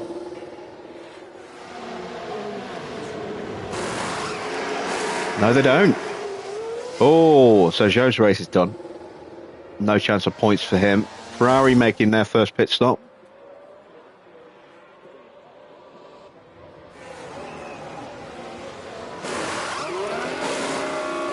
Smooth once again from the Ferrari mechanics.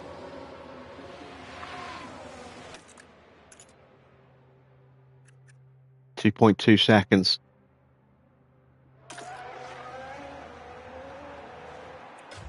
Leclerc back in range again. Just cannot seem to stay away from him. Keeps closing us back up. Feedback. Doesn't have the DRS, but he does have the slipstream.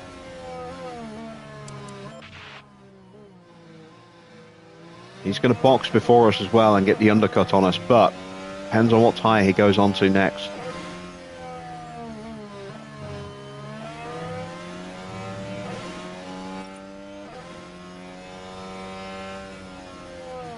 Sainz now with an issue. Well, yeah, right. It's certainly...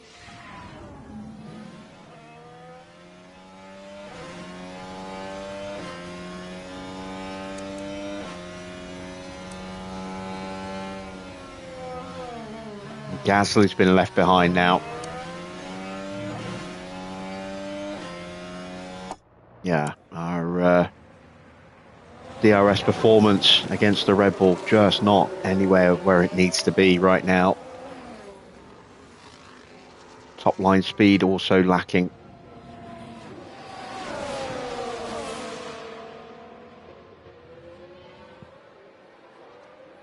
And we might see a lunge into the chicane from Charles. Oh, he thinks better of it. I am right. Keep your head down. And there we go, Gasly, the first of this breakaway at the front of the box. Having been left alone a little bit. Norris coming in behind him.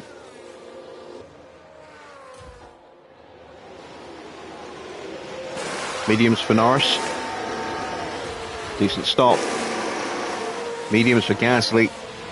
So 2 stop for him as well.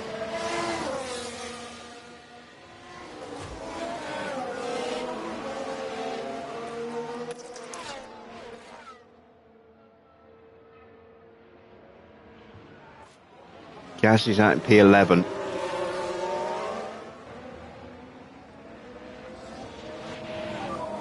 It's P2. So next car will be Piastri. Gap 0.4. Car behind Leclerc. Gap 0.6. He has DRS. If Ocon can stay close like this, then he is also going to be in the mix in this Grand Prix. Max is still struggling, down in 17th place in isolation, but he has stopped for new soft tyres, so he's going to start to move back up the order again.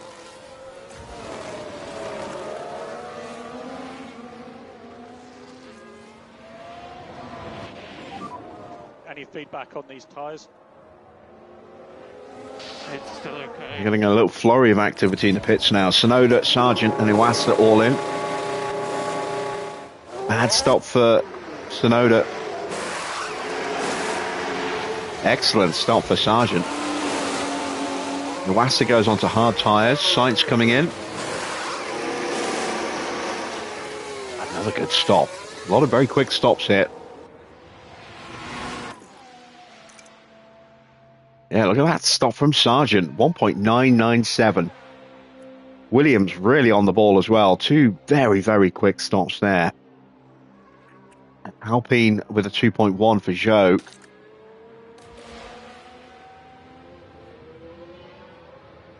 We want any chance of pit stop points today. We're going to need 2.0s as a minimum. So that's a Clerk in the pits. As Leclerc comes in. And he's going hard tyres. Ooh, now that is interesting. That's a quick stop as well.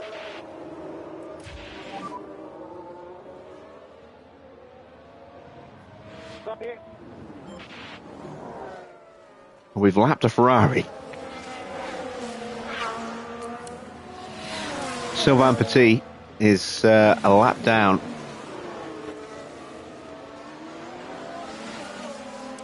Right. Ocon's tyres about the same as ours. He might be going for a one stop.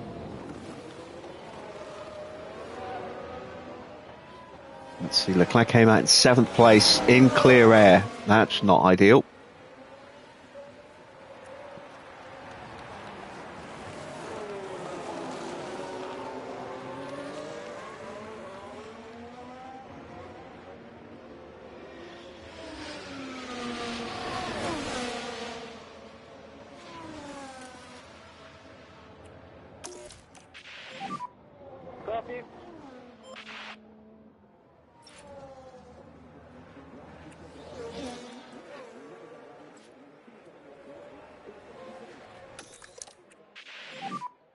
Focus on recharge.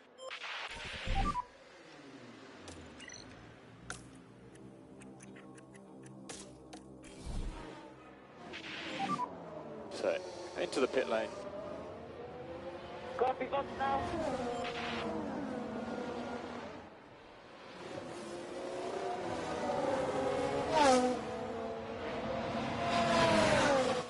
Oh no, Ocon has managed to get alongside Oscar.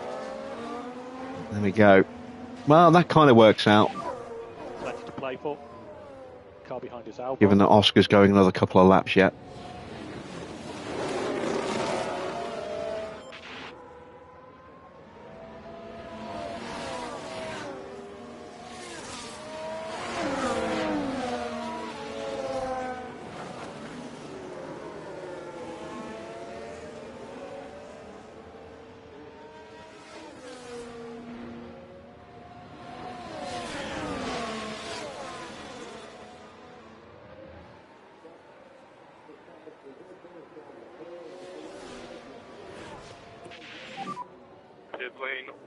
Into the pits for Kimi.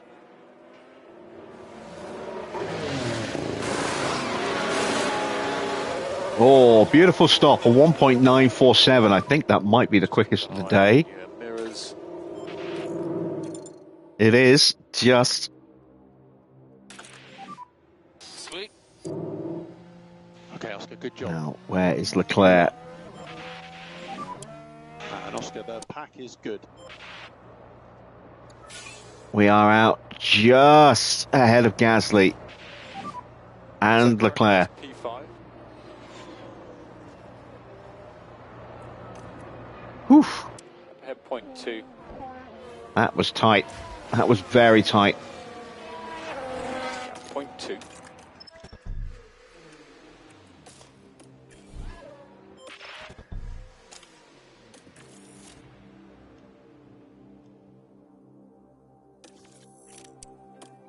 Box next lap for Oscar. He's going to get undercut, so Box this lap. we'll keep him out another lap. Have Recharge. slightly fresher softs. Gasly goes through. That was to be expected. Our tyres are not up to temperature yet. Now we're going to try and brake back. Ocon has pitted. Ocon's in. overtake will be available. Hard tyres for Ocon. He might be going for the one stop there.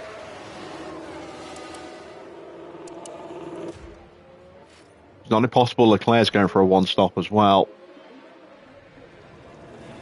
Antonelli gets back in front of Gasly and gets past Ricciardo, and now he's got a real chance to try and break away. Solid work. Oh, gap ahead now, 5. Oh! Little defensive jink there.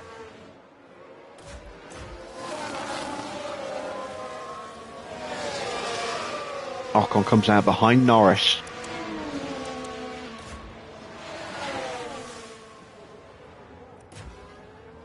And we've opened up a nice little gap.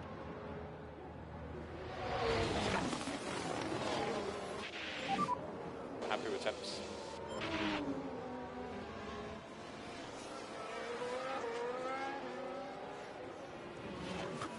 Oscar is going to be boxing this lap.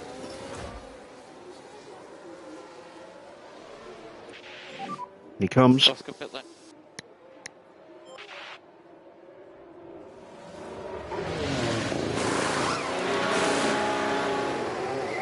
.0, that's a good stop.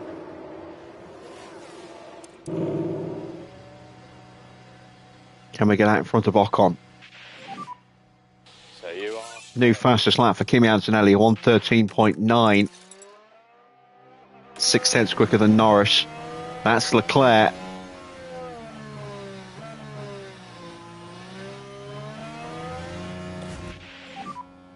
Okay, that's P7.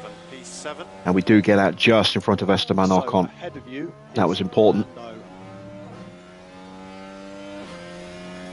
Alex Albon currently leading the Grand Prix. That is just a temporary thing. Yet to stop. Still on those hard tyres. Ocon has DRS. And being hunted down very rapidly. And we're going to do the same thing here that we did with Antonelli.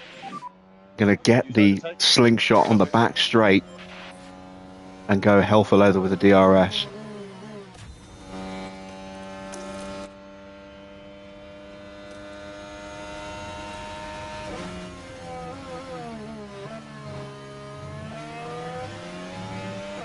This is just a straight overtake, no DRS available. Meanwhile, we're back in front. Lovely stuff. Well done, Oscar. That is P7. Ahead of you is Lando. 2.5. See, Porsche has got himself back into the equation as well. Max in 10th now. Now that the pit stops are shaking out. Charge the pack. As Antonelli lines up a move on Albon for the lead.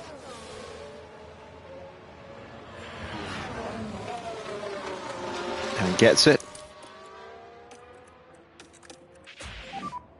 Overtake available. Piastri trying to get past Good. Ricciardo. Gets through, but has now given Ricciardo the DRS. That's actually not a bad thing. I don't think Ricciardo will be able to overtake us on the main straight, and it will keep him away from Ocon. Good job. You're P6. P6.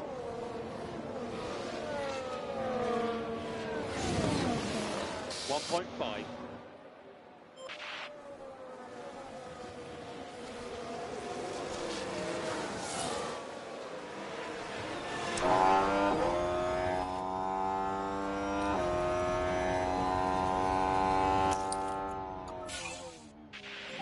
And a 1:13.3 for Oscar. That is 6/10 quicker, I think. Yeah, nearly 6/10 quicker.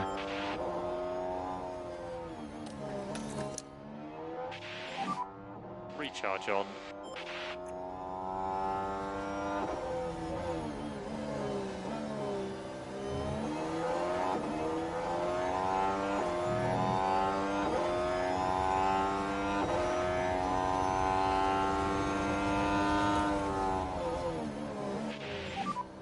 Tyre temperatures are in a good window, well done.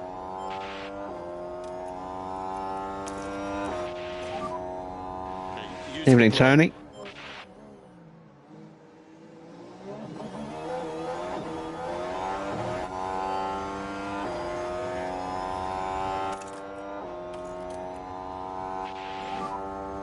nice to get past.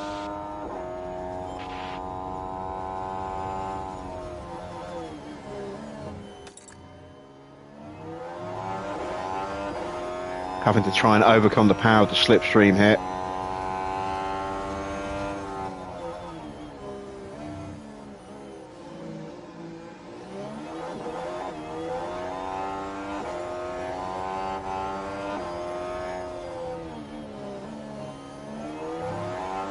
Lovely move from Oscar. Gets himself through. He's now outside of DRS range though, so we've got to keep pushing. Good job, good job. Car ahead is Leclerc. 1.1.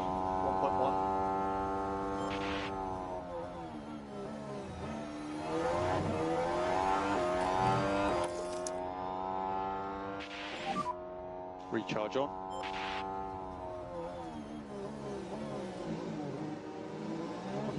Albon is hanging with Antonelli, annoyingly. And Gasly has caught the back of Albon, so the gap that we had has plummeted, disappeared.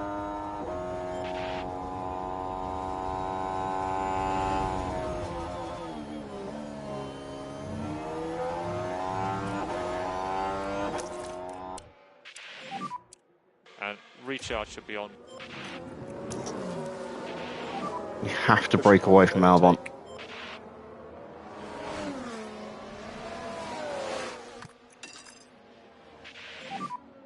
Okay, let's see what you got then.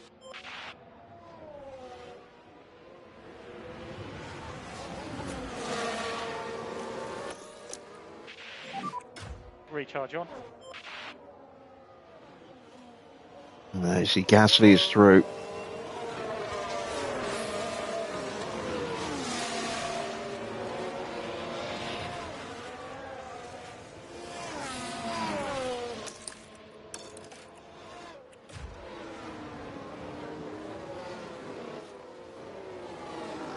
And Albon suddenly falling down the order, look.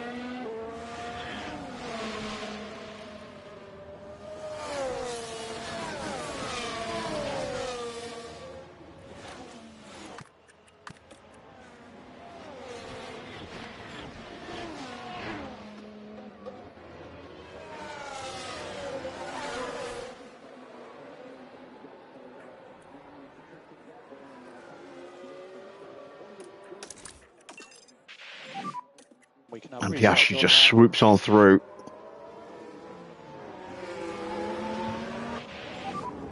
Hold on, Oscar, really good. Currently P4, Oscar.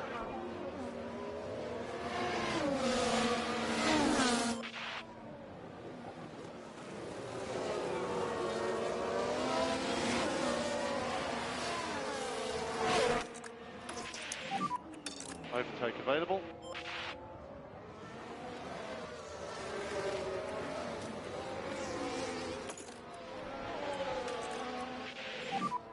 Just show me what you've got then. Yeah. And Gasly and Leclerc scrapping is now holding them both up.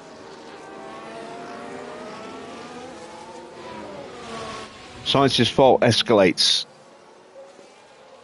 I cannot push. Something is strange.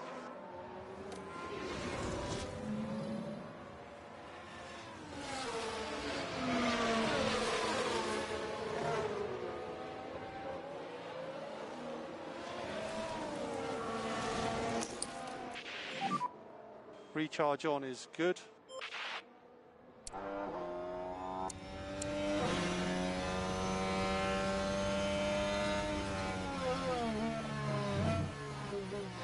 Ricciardo now into the pits. Albon's not too far away from his first and probably only stop.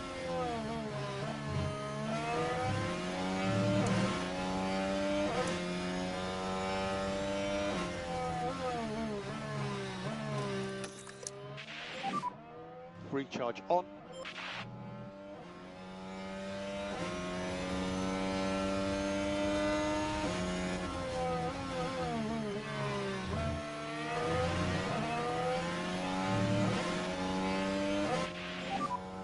So we have blue flags.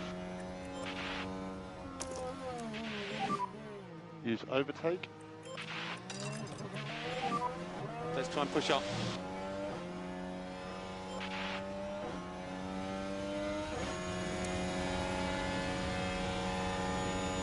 And through we go. Hunt down Charles again. Sweet. Good job.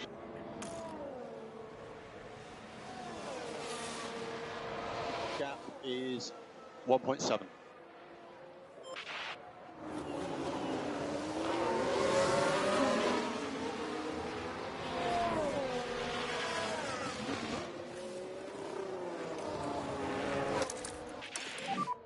Recharge on.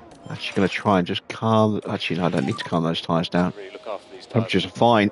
I'm going to calm down Oscar's a touch, though.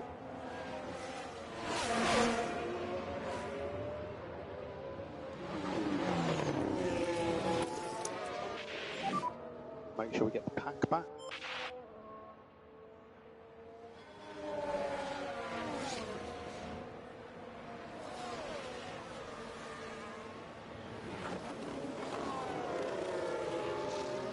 We need to force Leclerc into some defensive driving to open that gap back up again, so that when we do try and sprint past him, As DRS. we've got a long gap to sprint into without dragging him along.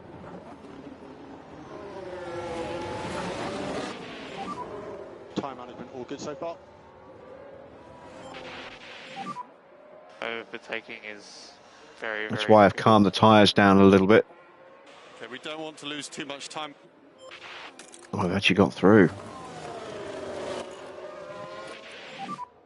Oscar, we're at hold positions now.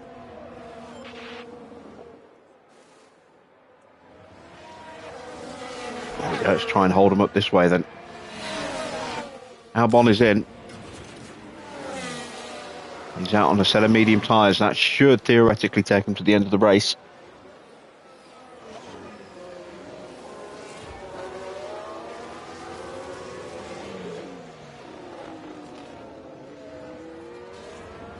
Excellent. Leclerc goes through, which means he forfeits the DRS to us.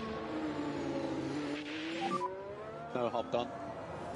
And the car behind is now Gasly. And we've opened that gap up to about 4 seconds again.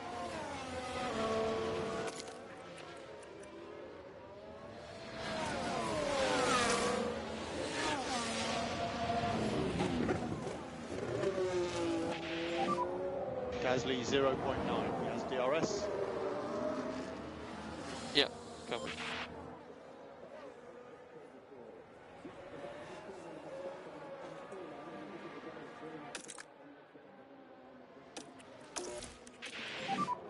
Recharge on.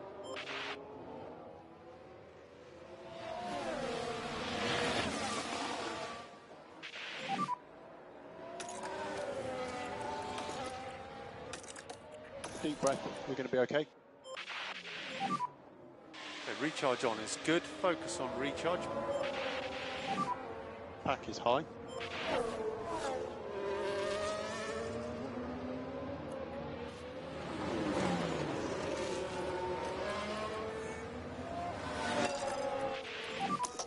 Let's attack. Let's see if we can get past and break away this time.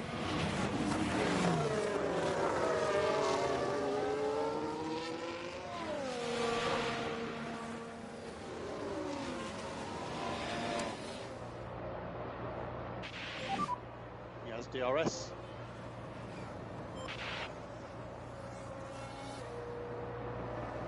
We brought Gasly back onto Charles as well by doing that.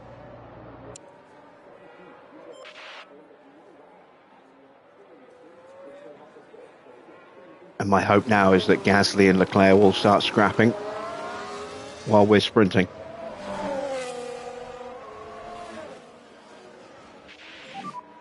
How's this tyre? Feel okay so far.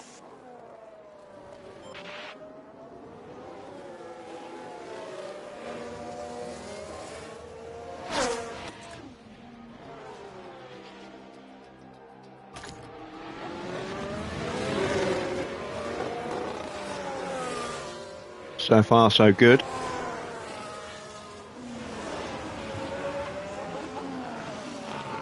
So we are coming up to lap the second Ferrari of Marcel Mori.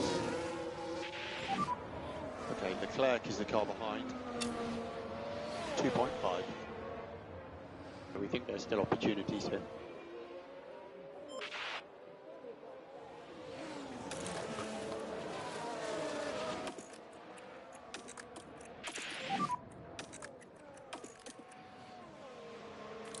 Copy. 1:13.2. That's a new fastest lap. Una Raketic.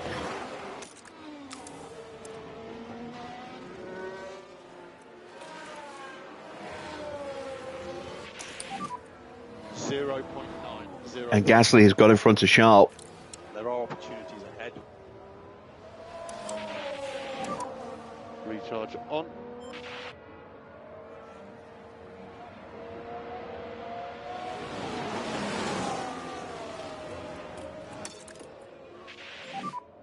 Key thing is to keep the tyre in good shape. Keep the tyre in good shape.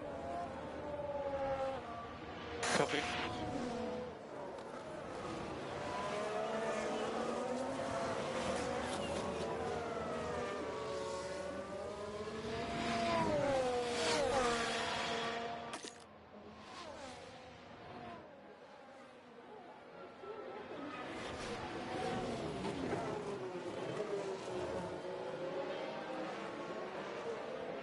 Have I played WRC? No, I haven't. No, I haven't played a rally game that I really enjoyed since the days of Colin McRae Rally.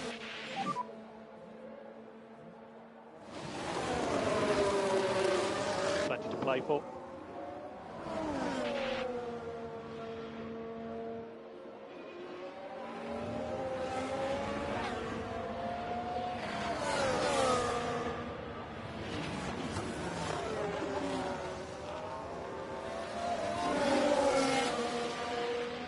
Which then evolved into Richard Burns Rally.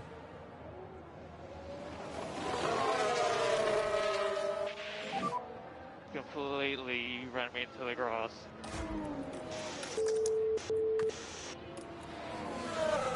Yeah, we saw that. Charge the pack. Copy.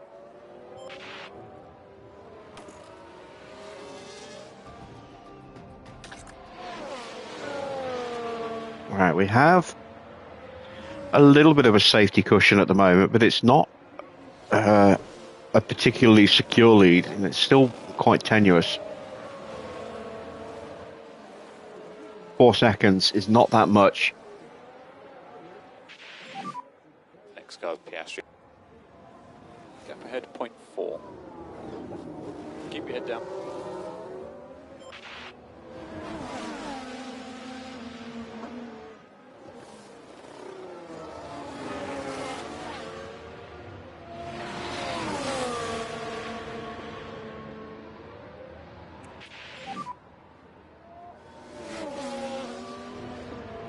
Copy.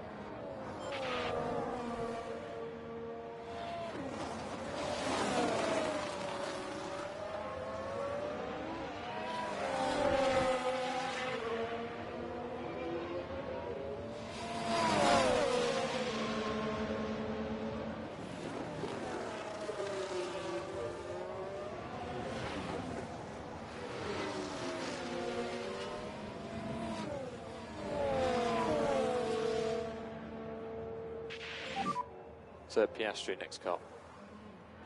Gap 0.6. There you can see Gasly and Leclerc behind us.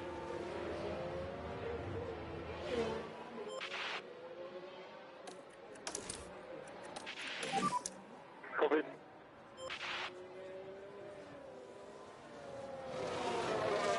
Rally drivers are better drivers than F1 drivers. You can't say that. It's a completely different discipline. Currently P1. So I've got Piastri's car behind. Gap behind 0.6.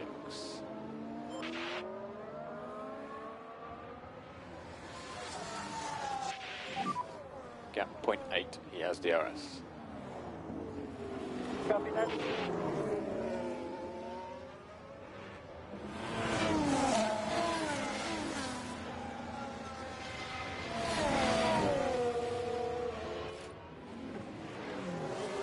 It's like saying, you know, trombone players are much better brass players than trumpet players. You know, they're both in the same category, but they are very different disciplines. The whole style of driving in rally is the complete antithesis of Formula One.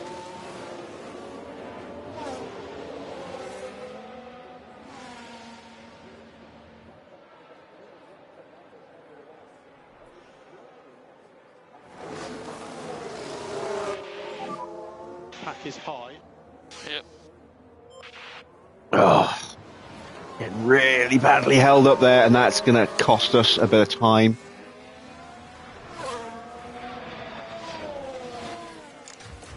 Although, having said that, those two have lost some time as well. Ocon's caught right up to them. Somewhere along the way, they lost a big chunk of time too. Maybe they got held up with someone diving into the pits, but Ocon is now right back into this battle between Gasly and Leclerc. It's become a three-way fight again.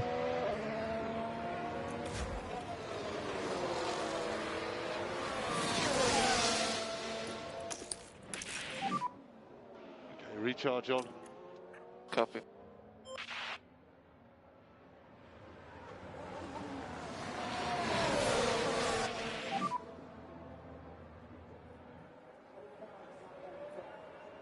Still plenty of opportunities.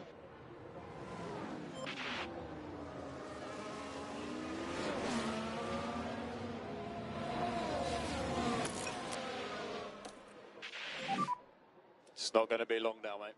All right, so our gap is up to 7 seconds, and that gives us definitely a bit more of a comfort zone. Leclerc is going to stop again. He isn't going to the end. Ocon still might be going to the end, but I don't know. Ricciardo's going to the end, I'm pretty sure of that. Stroll's going to the end.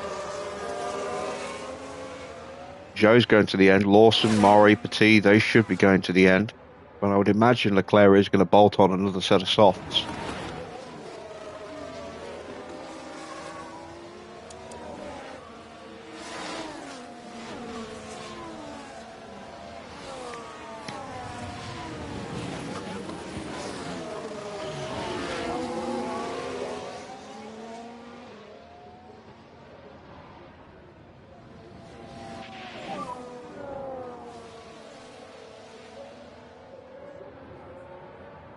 Okay, yeah.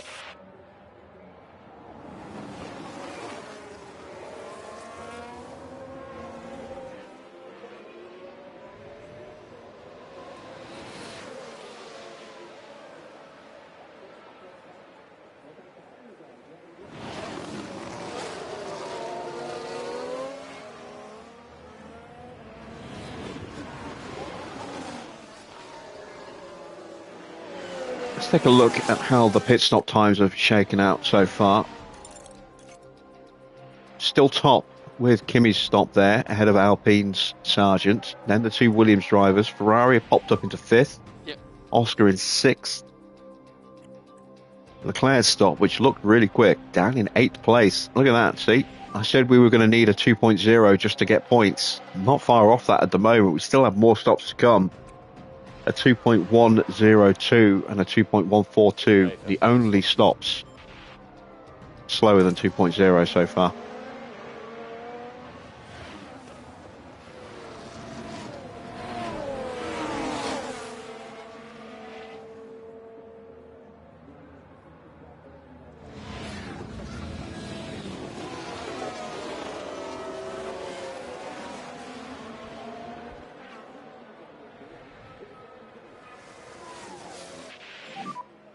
We are ready for you.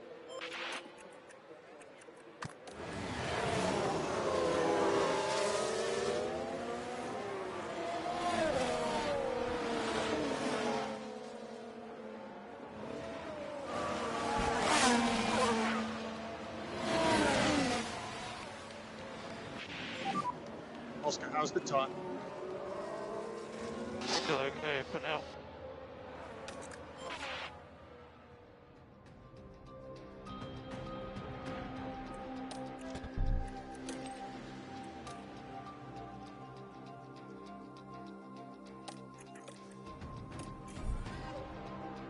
It's going to put them both in on the same lap. Let's go one more lap with Oscar. 0.4. Okay, we don't want to lose too much time.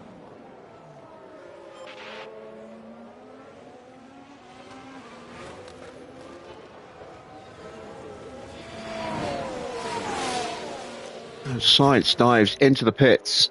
Been another miserable afternoon for Mercedes.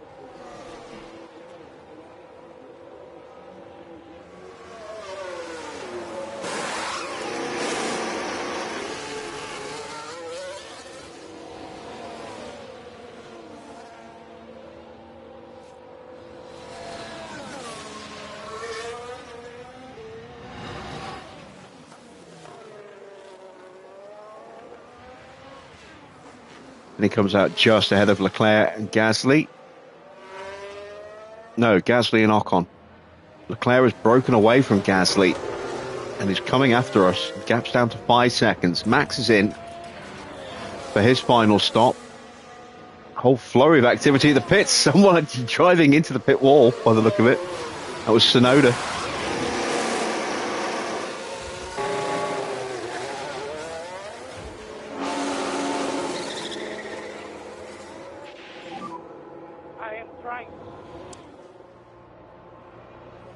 Yeah, very bizarre stop for Tsunoda there. He went through the pit wall. There is Stroll. Valtteri working out just in front of him.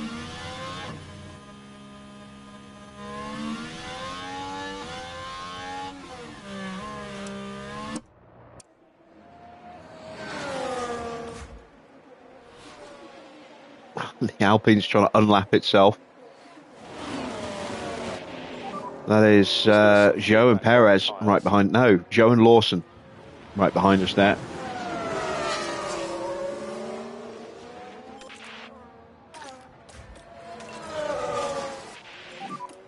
Flat out. Okay, let's see if we can get past.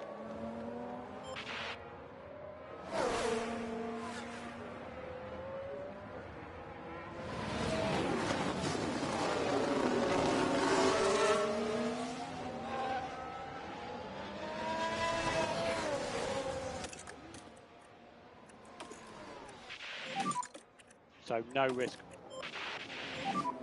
Be careful with the car.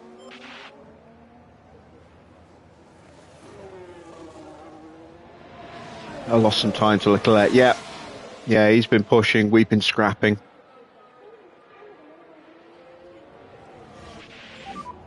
Currently still on plan.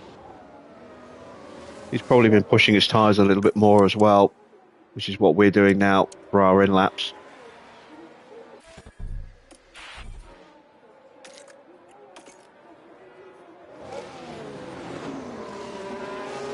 Still have a 6-second lead as Gasly's in.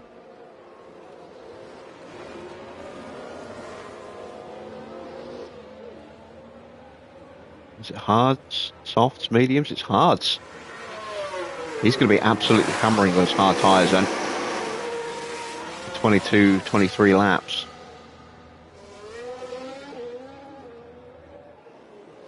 Comes out behind Norris. Porsche has taken advantage of the fact that his teammate's having some issues.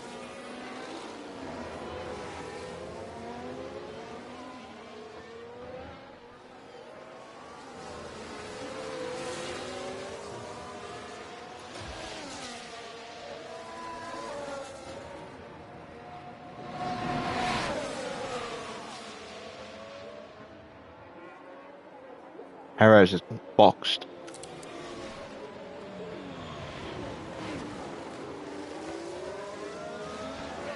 Through goes Antonelli. We're going to box in this lap.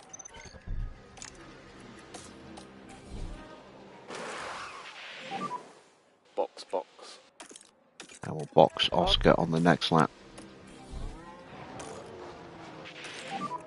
We'll box this lap.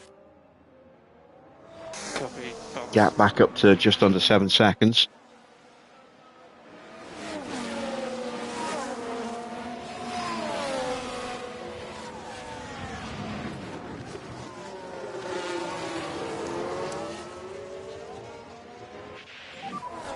has DRS. Max down in 13th place. Big gap between him and Iwasa. He's also got a big gap to Stroll behind, so he's having to do this on his own with no overtakes to help slingshot him past. But he is hunting down those cars in front ridiculously quickly here. He's taken the second out of him while we were watching. That's 1.5 seconds.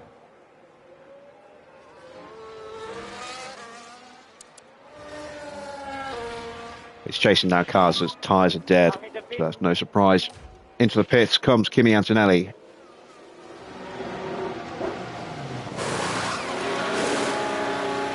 .1. Not bad. It's not good enough for points, but he's already got the quickest stop of the day so far.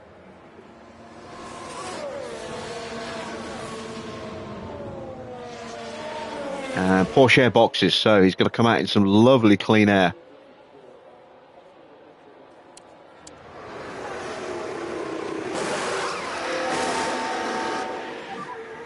So that's P4.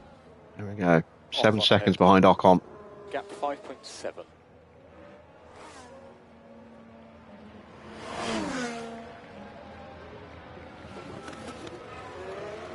And comfortably ahead of Gasly. Look how far Gasly is back now. He's 13 seconds behind.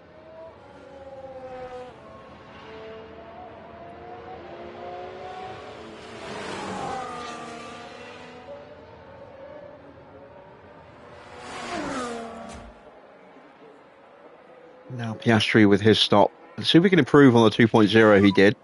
That's a good bit late.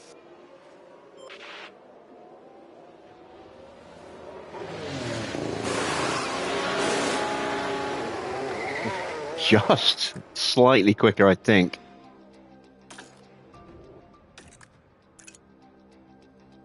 No, just slightly slower. It's a 2.05 against a 2.06. 14,000 slower than his first stop. But that's still decent points for us today. There is Antonelli.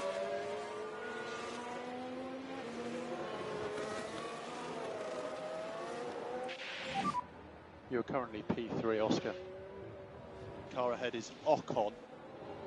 He's 7 seconds ahead. Gap is 1.7. 20 laps to go, 20 laps. So let's start closing up that gap. 112.7 for Max. We said he was flying. He's already on the back of Iwasa. He's ahead of Porsche. Suggest reduce a bit, lift and coast.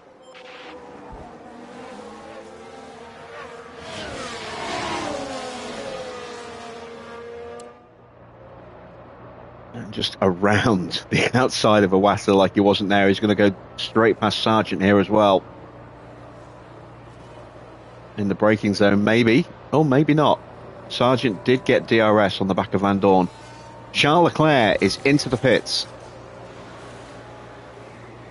Medium tyres.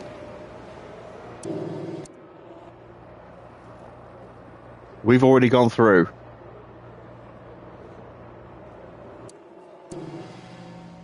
There's us disappearing through turn 2. What is the gap?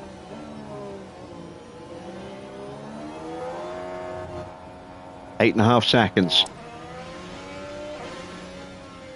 Norris is in. Max gets past Sargent.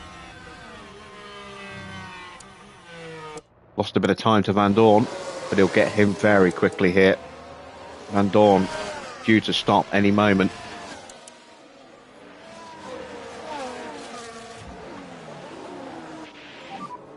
Overtaking is very, very difficult.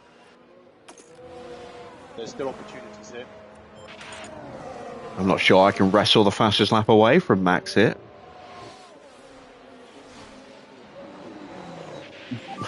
Bullshit like that doesn't help. Here. We have a yellow flag. Just keep your eyes peeled for any debris. Zhou has Who's gone crashed. on there? Looks like it's Zhou Guan Yu.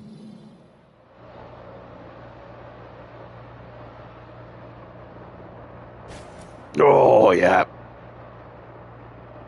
He's still going, but that front wing is destroyed.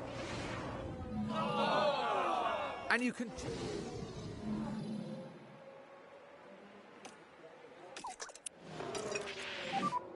More lift and coast. Charge the pack. Okay, recharge on is good.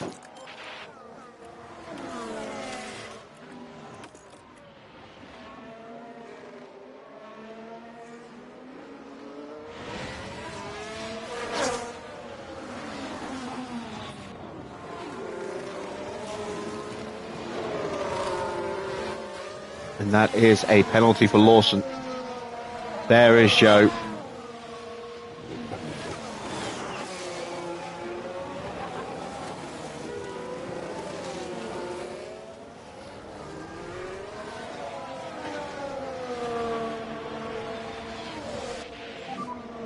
Yeah, he did get DRS. Yeah, copy that.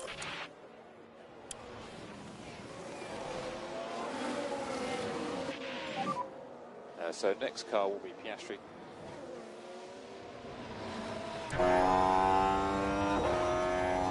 Keep your head down. Completely ran me into the grass. So, Ocon has the potential to go to the end. Whether he will or not, I don't know. We saw that. We don't need to hammer our tyres anymore, given that we have a good 10, 11 second lead over Charles Leclerc. So we're going to just pace ourselves for a little while. Even build up a little bit of fuel reserve. So we need to introduce more lift and coast.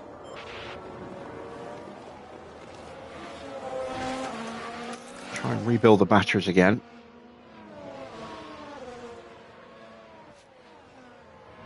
And we'll have another crack at the fastest lap. And Stoffel finally boxes. Max up to P8 now. It's a pretty good recovery from him, starting from the pit lane. Still chance to move higher than that as well. He's got a definite tyre wear advantage over Ricciardo and Albon. That might be as far as he can go. P6 would be a great result for him.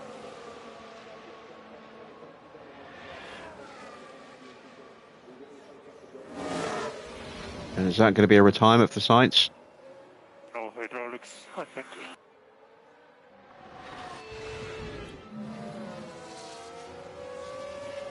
His car is still limping on. Oh, gearbox and engine both going.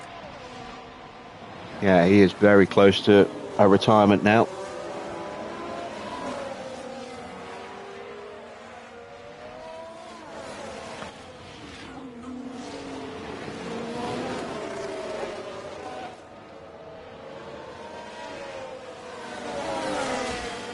And Piastri has caught Esteban Ocon.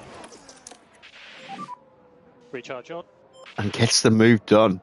We have so much more grip than him right now.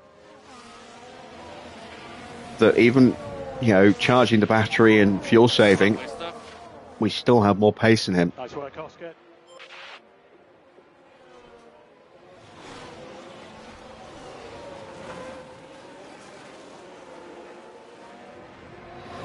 So Ocon's chances of winning this race have gone. And I think his chances of the podium are gone as well. If he were to stop now, he would come out behind Gasly, Ricciardo and Albon.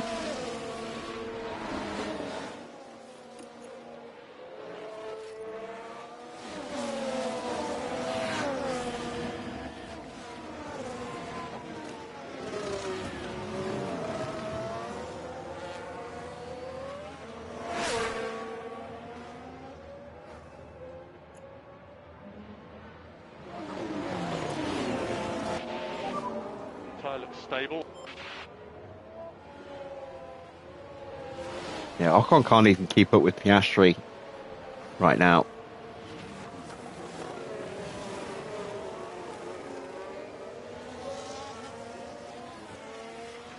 New fastest lap for Sargent, a 112.2. That is quick.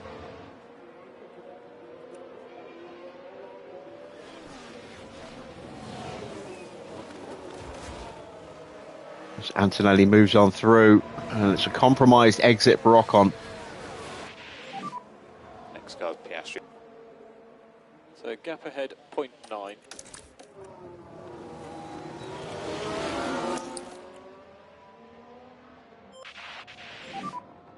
Okay, recharge on. And this race is comfortable, and now Ocon has a fault as well.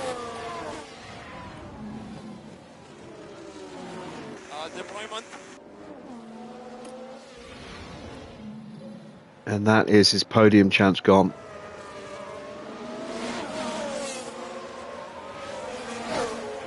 Leclerc is closing him down pretty quickly.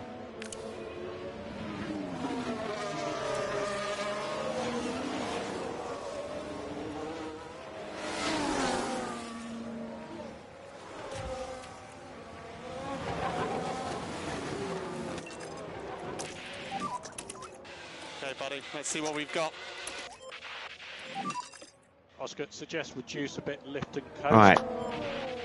Another flying lap To attempt. drop, lift and coast.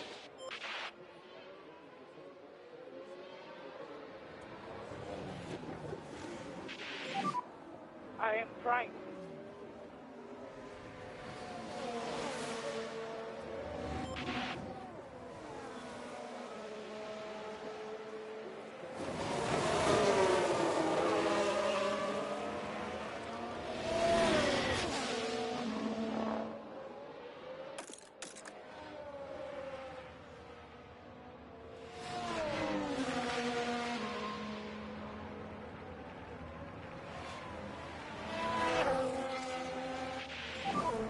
He has DRS. Okay.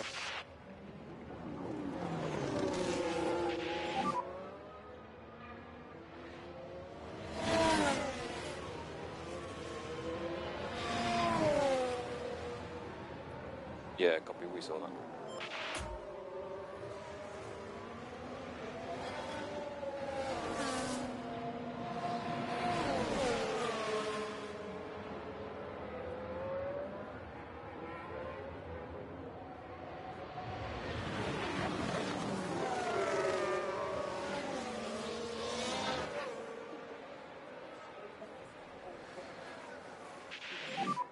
And there we go. We got the fastest lap back for Oscar, a 1:11.5.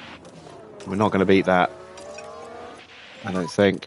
Suggest increase Well, we the might, tempo. but there's no point in taking that risk. Let's just keep these tyres in good condition. Copy.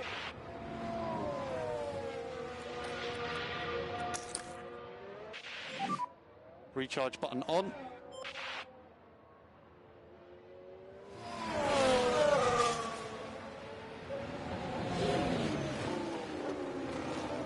So a bit like last night, this race is becoming more comfortable towards the conclusion. It's not as comfortable as it was last night, Tyre temperature management looking not very by a good. long way.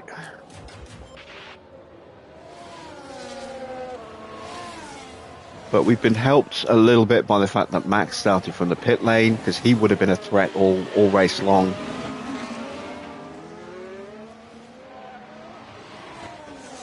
Leclerc's threat dipped when he went onto hard tyres in that middle stint. Once we were able to break away from him, we had enough grip and pace to break away and stay away. Ocon looked like he could be a threat for a while, and then he faded, and he's now into the pits for his final stop. He's going to come out, I think, behind Ricciardo. It's going to be close between him and Verstappen.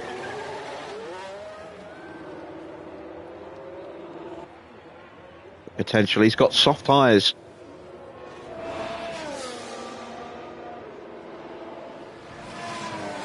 Gasly's through, Albon's through. There's Ricciardo. That's Sainz. Behind Ricciardo. And there's Max ahead of Porsche.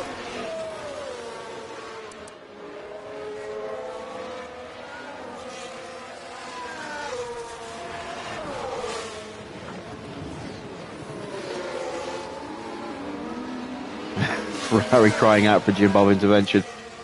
Yeah, well, like I said, we will go there, but it's a question of what their driver situation is going to be when we approach them. We are going to be selling the team to Cadillac at the end of the year.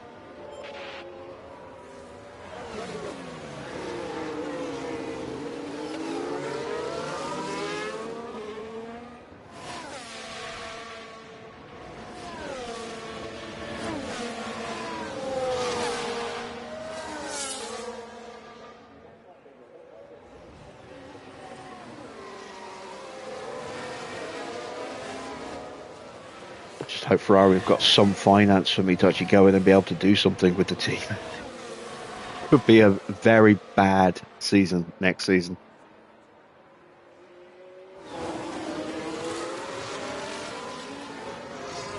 So, 9 seconds to gap to Leclerc with 10 laps to go, 9.5 laps to go. Gasly in fourth is a long way clear of, or a long way behind. So Leclerc is pretty much secured for the podium here, unless he does something stupid.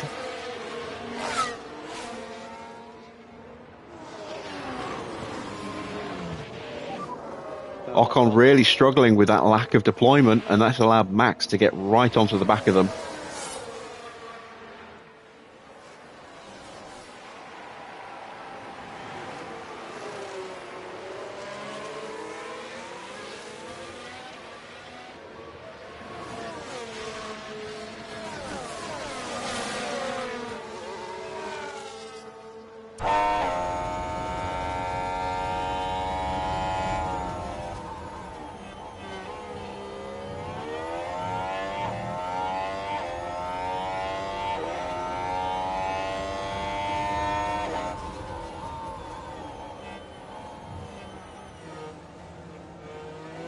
Ocon has caught Albon.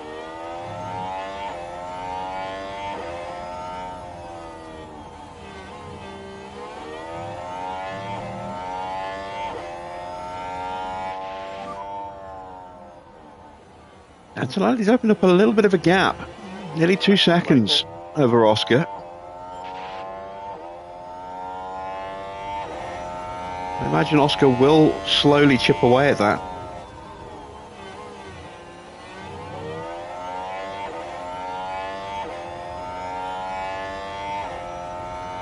Keeping an eye on Leclerc's gap as well. That has come down as a result. Piastri's obviously lost some time somewhere with traffic potentially, or just gone wide, which is why he's dropped 2 seconds away and given away 2 seconds to Charles. Max is now in a DRS train, which is going to make it hard for him to make any more forward progress.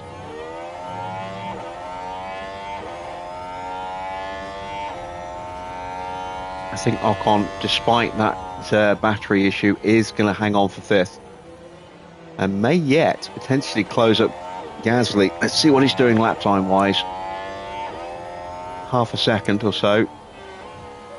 Let's see what he does this lap without having DRS. He's broken away from Albon.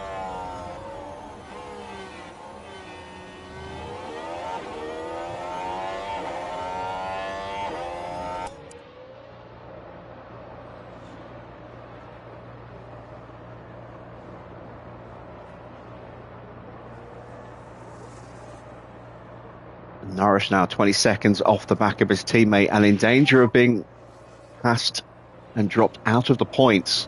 Sonoda is all over him.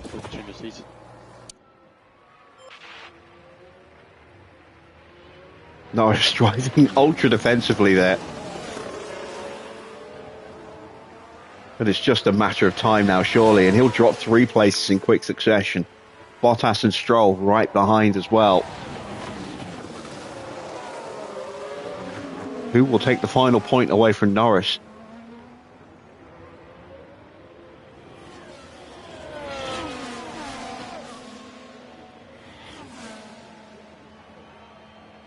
There goes Yuki around the outside.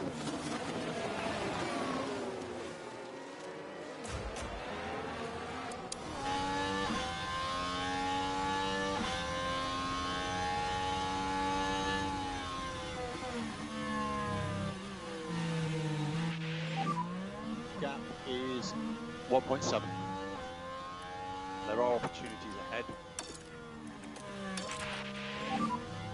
Okay, maximum pace.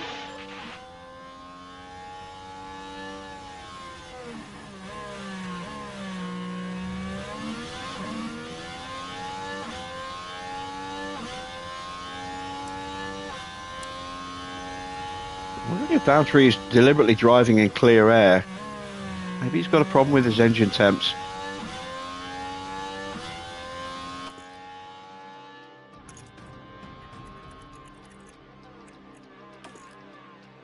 No. Maybe he's just trying to calm his tyres down a little bit. But he does seem to be driving in clean air, pulling out of the slipstream.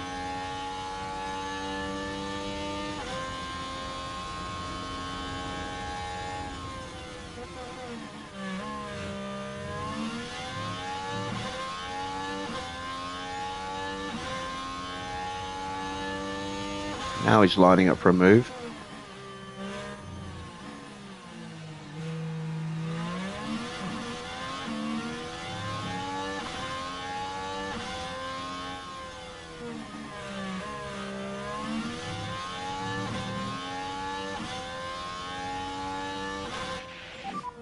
Be 4 laps to go across the line.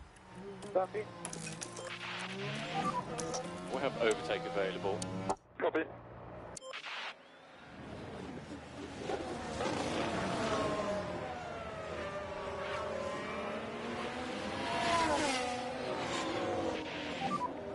And when you can, feedback on your tyres. You're okay.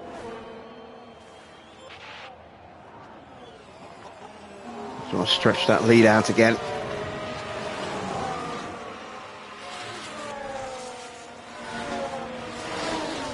Evelyn Daniel.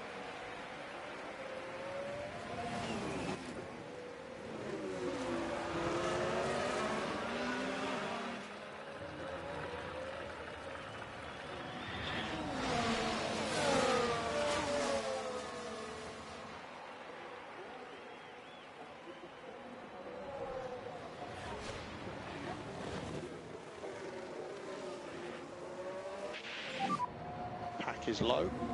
Copy. So we've got 4 laps remaining. Copy.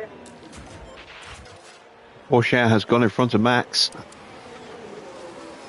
Albon's tyres are dying. At this point, I have to say Porsche is probably favourite for 6th.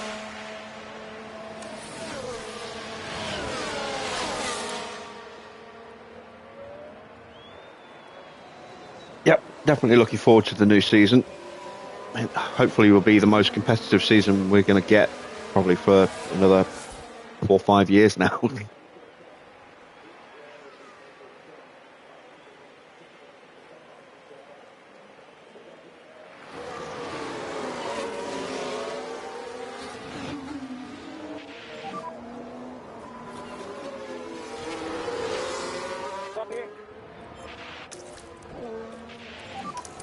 Recharge on. Yep.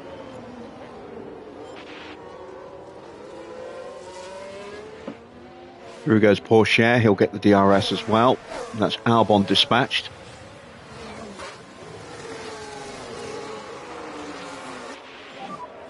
Three laps remaining. Copy. Oh, Max loses ground. There's a delay trying to get past the Haas there. Max, though, is now through on Albon. He'll get the DRS as well, so he's got a chance to close up on Teo a little bit here. Lost a lot of time, though. 2 seconds that hold-up was. Porsche is all over Ricciardo now.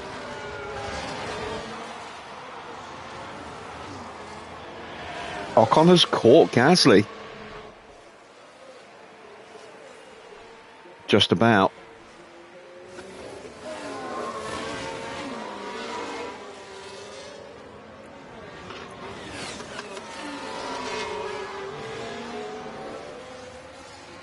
And he's through.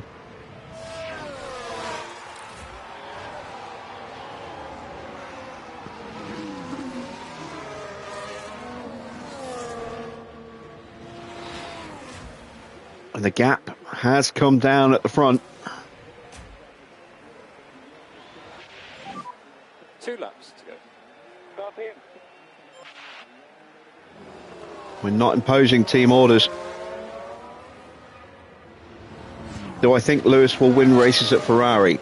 I do. He's 1 point. Don't know how many he'll win, probably not many, Still opportunities here. but I do think he will win at least one race next season with Ferrari. Assuming that they don't completely balls up the car.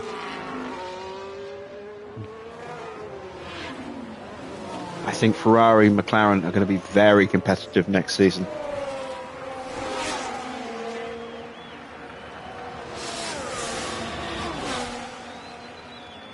Oh, and Oscar has got into DRS range just, I think. He's going to have the slipstream anyway, so he'll close up no matter what, but is that wing going to open? No, it's not. He's not quite close enough for the DRS. You think he'll win the title? I don't.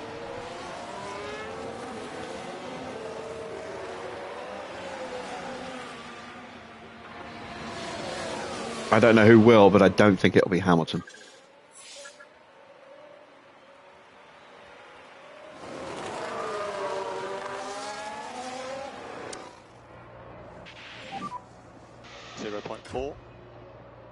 Can Kimi keep ahead of Oscar on this final lap?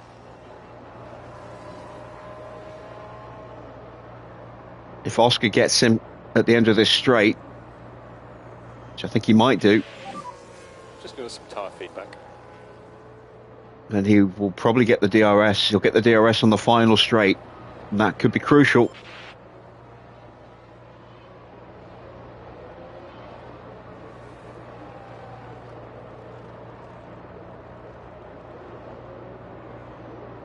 This is it. This is for the win. The last opportunity. Antonelli's going to have a look. It's a side-by-side sprint, but he's got the DRS. Antonelli takes the win. He actually will have to settle for second. Leclerc is going to bring it home in third place. Gasly has held off Ocon in the end. Verstappen gets ahead of Porsche, and has he got the space? He's got the DRS. Can he get Ricciardo here on the final corner? Great job. Well, wait. Thanks, guys. Thank you very much. Ricciardo goes super defensive, and I think that's going to keep the position for him. Engine off, wait 5 seconds. It is. What a result for Ricciardo. 6th place. Max takes 7th. Norris is broken down with just a couple of corners to go.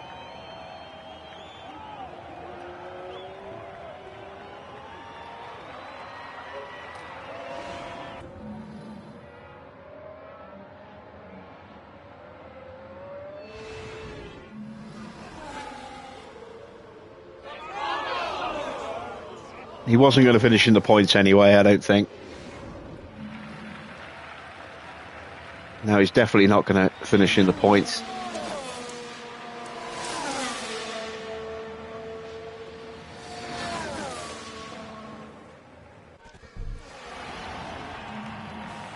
Formula One's newest team, shattering all expectations here.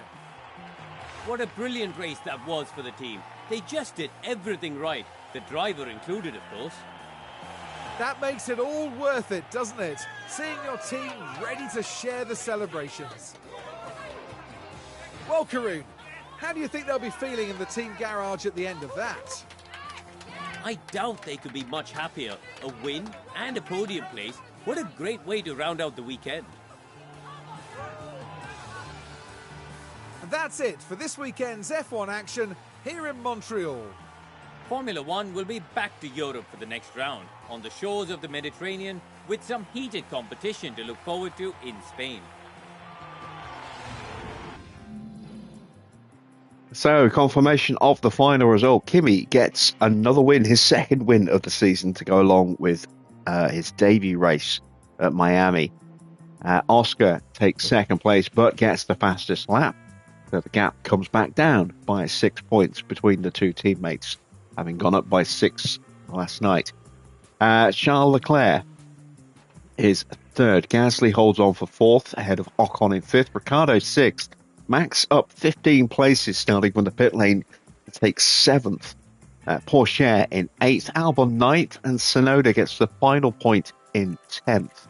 A little bit further back, we had Valtteri in 11th, just half a second away from a point in the end. Then it's Sargent in 12th, 13th for Stroll, 14th for Stoffel. Lando retiring on the final lap, just 2 corners away from making the line there to take 15th place. Iwasa 16th in the first lapped car. Then Perez is 17th, 18th with a penalty of 5 seconds added for Perez. For Lawson. Not that it would have made much of a difference to his race. Sainz 19th and 2 laps down.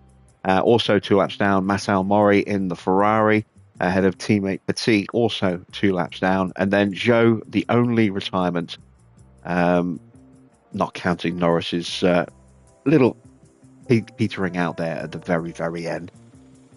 Let's see what that has done to the driver's standings. Oscar top with 19 points added, puts him 70 points clear of Charles Leclerc, who moves up 2 places into second, jumping George and Lando. No points for George for the rest of the year. No points for Lando tonight either, so he stays 1 point behind George. Max in fifth, gains another 6 points. He's now broken the 3-digit mark onto 101. And Antonelli is just 5 points behind him in sixth place. What a start to his career for Antonelli. If he'd been there from day one at the start of the season, he could be leading the World Championship right now. Could be very, very close indeed. Ocon is 7th on 74 points. Gasly in 8th, closes the gap by 2, just 4 behind now. Porsche in 9th. Then it's Sainz in 10th. 11th is Zhou. 12th is Albon, getting 2 more points today. 13th for Stroll. 14th and up 3 places is Ricciardo. He's now tied on 12 with Stroll, getting 8 points today. That moves him ahead of Valtteri Bottas, Yuki Tsunoda and Stoffel van Dorn. Iwasa is 18th. 19th is Logan Sargent, first of the non-scorers.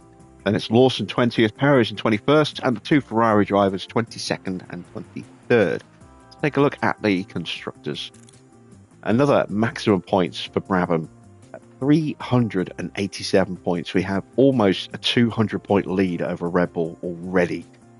We are going to absolutely steamroller this championship, it would seem, this year. Williams are 20 points behind Red Bull. The gap opening up by 7 tonight. Then McLaren in 4th on 135. Mercedes on 35, 100 points behind in 5th place. Then it's RB in 6th. They are 2 points clear of Alpine in 7th. Aston tying up Alpine, 19 apiece for them in 8th. 9th is Sauber with 11. 10th Haas with 0. And Ferrari 11th, also on 0. As far as the fastest pit stops, Leclerc pipped us at the end with that final stop. So we get 2nd and 9th. Oscar's time only just good enough to get into the top 10 there. Just 2 thousandths quicker than Stroll's effort in the RB. Both Red Bulls get points today. Both Williams get some pretty good points. Both Alpines, no. The second Alpine, Zhou, has been knocked off the leaderboard. So just Sargent's car getting points. And a good stop for Lando Norris as well. Let's see what that's done to the standings. 233 points for us. We gained 20 today. Red Bull jumping McLaren with 31 points earned tonight. Puts them 131 points. 9 points clear of McLaren now, who are in 3rd. But 102 points behind us. So our pit crew is looking very strong already this season. Mercedes in 4th, no points for them today. Ferrari 5th, closed the gap by 4. They're just 10 behind now. Then it's Haas in 6th. Alpine up 2 into 7th. Williams up 2 into 8th. RB down to 9th. Aston dropping down to 10th. Sauber 11th, still on just 1 single point. And there you see the stops. 2.051, only just good enough for 9th. The second stop, 2.06, not good enough at all for the top 10. That's how quick the stops were today. And there is what was initially, I thought, going to be the quickest stop of the day. Pipped in the end by about 7 thousandths of a second by Red Bull. and the 2.179 nowhere near quick enough to get on the board tonight. Both drivers get their maximum target finish payout, so that is another 1.95 mil added to the bank.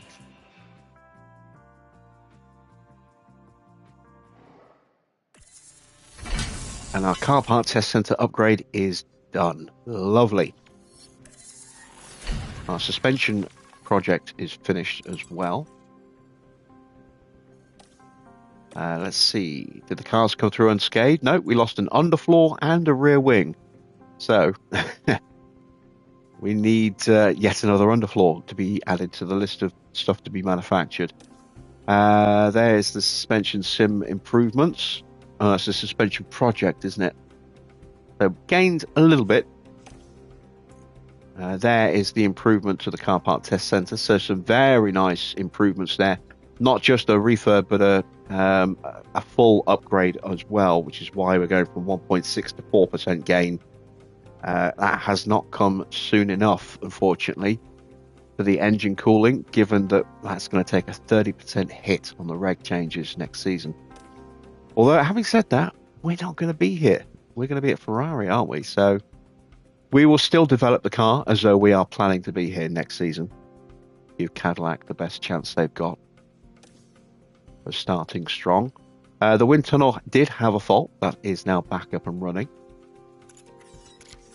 Let's fix the cars. That front wing is going to break after Silverstone. That rear wing might break as well. Let's change that rear wing. Let's head over here. Let's add in.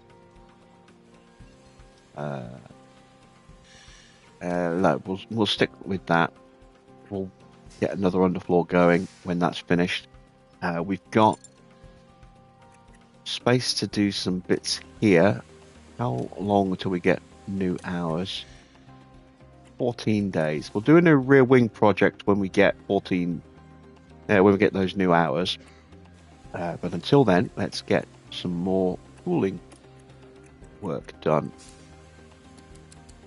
on a research. Oh, this is a design, isn't it? We want research. There we go.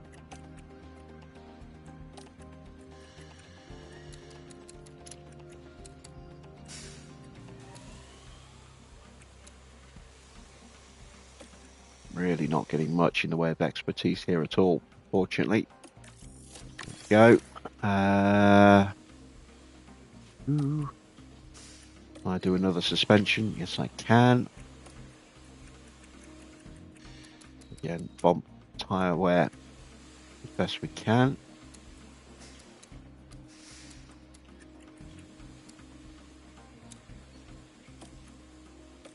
There we go. 1.35 in the bank. Wind tunnel now needs an upgrade or a refurb. Let's take a look at the calendar. We've got sponsor money coming in a week, so we'll hold off on making a decision about what to do with the wind tunnel for now. We can't afford the refurb as it is anyway.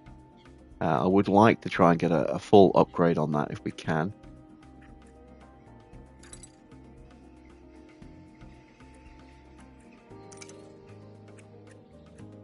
Everything here is looking okay. We are 47 days away from that upgrade clearing. Let's check in with the board. So, still disappointed on finances. We had some debt in June. That was us. Why was that? 1.35 mil. There might have been manufacturing, maybe.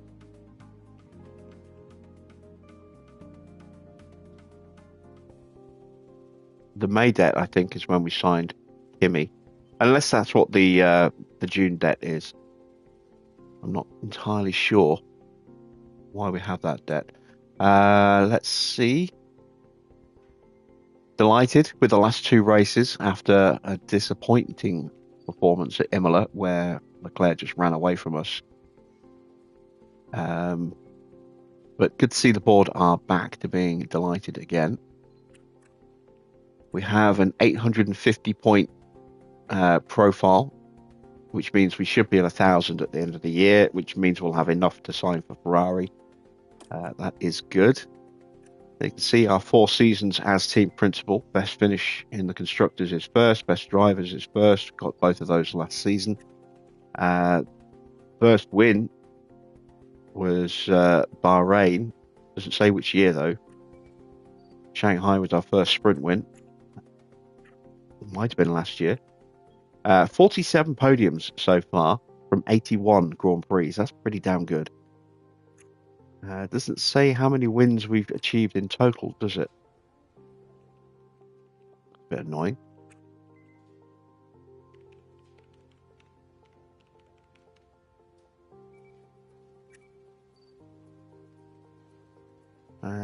Our first points were scored in 2024, first season at Monaco.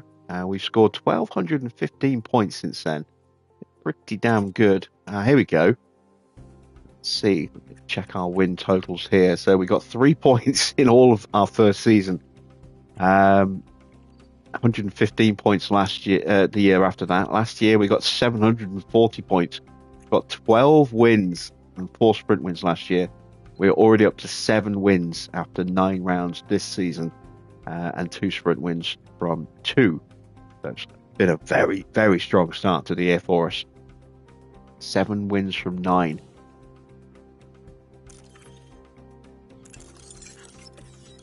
Right, we are 11 days away from Barcelona. Let's advance time so that we can get that underfloor into manufacturing.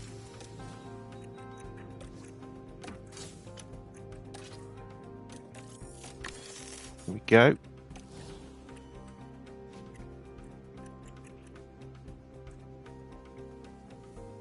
I've got another suspension coming, I believe. Yeah, 1 day away. All right, staff survey results for June. Antonelli unhappy with car performance. Well, he's demanding, isn't he? Everyone unhappy with car performance. We've got a very, very good car. I mean, it's their biggest issue. They're unhappy with car performance, but they're still all enthusiastic. So that speaks volumes, I think. The fact that the car not being the very best car on the grid is their only grumble. It's still a damn good car. 8th overall there, it says. I don't think we're quite that bad.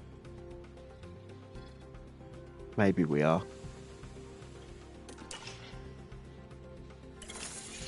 Still don't think that actually works properly.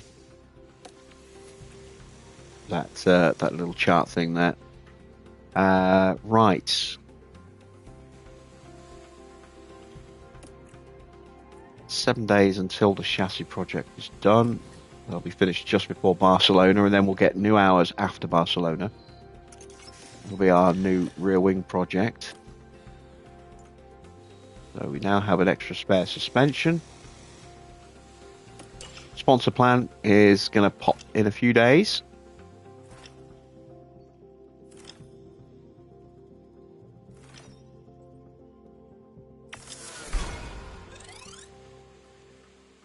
We achieve our target. That's 4.5 mil. Thank you very much. And another 800 grand from our mandatory activity as well. Spare side pods are now done. So we have plenty of side pods spare. We have 6.5 mil. So we're not too far away from being able to afford an upgrade to the wind tunnel. So let's see if we can hang on to some of that money and actually get that done. We've got a hot lap experience. That's worth 2.5 million plus another 4.65 from engagement. So we're looking at another 7 mil in 6 weeks' time. Let's get the engagement planned in. See what we can do. Not planning on doing much in the factory for a while, so let's do a double factory.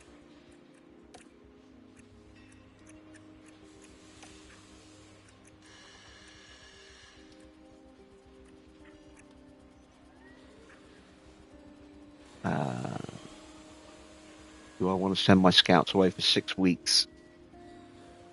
Yeah, why not? And then we just need something. Get Abby doing something.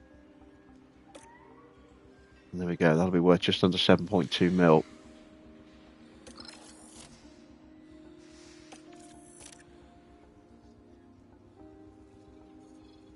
All right, 4 days to Barcelona.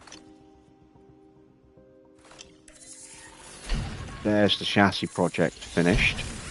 Going to keep that slot open so we can do our rear wing project. Spare underfloor is ready. So we should be full of spare parts now. Yes, lovely.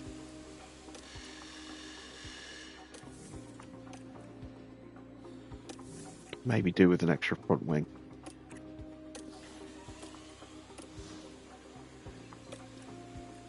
Even though that one's about to break.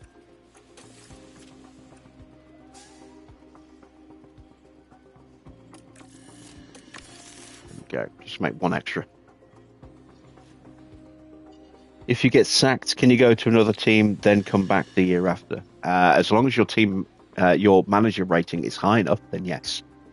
Different teams have different expectations. So if your own personal team fires you and the team hasn't got high expectations for the following season, then their managerial requirement or the managerial rating requirement will be quite low.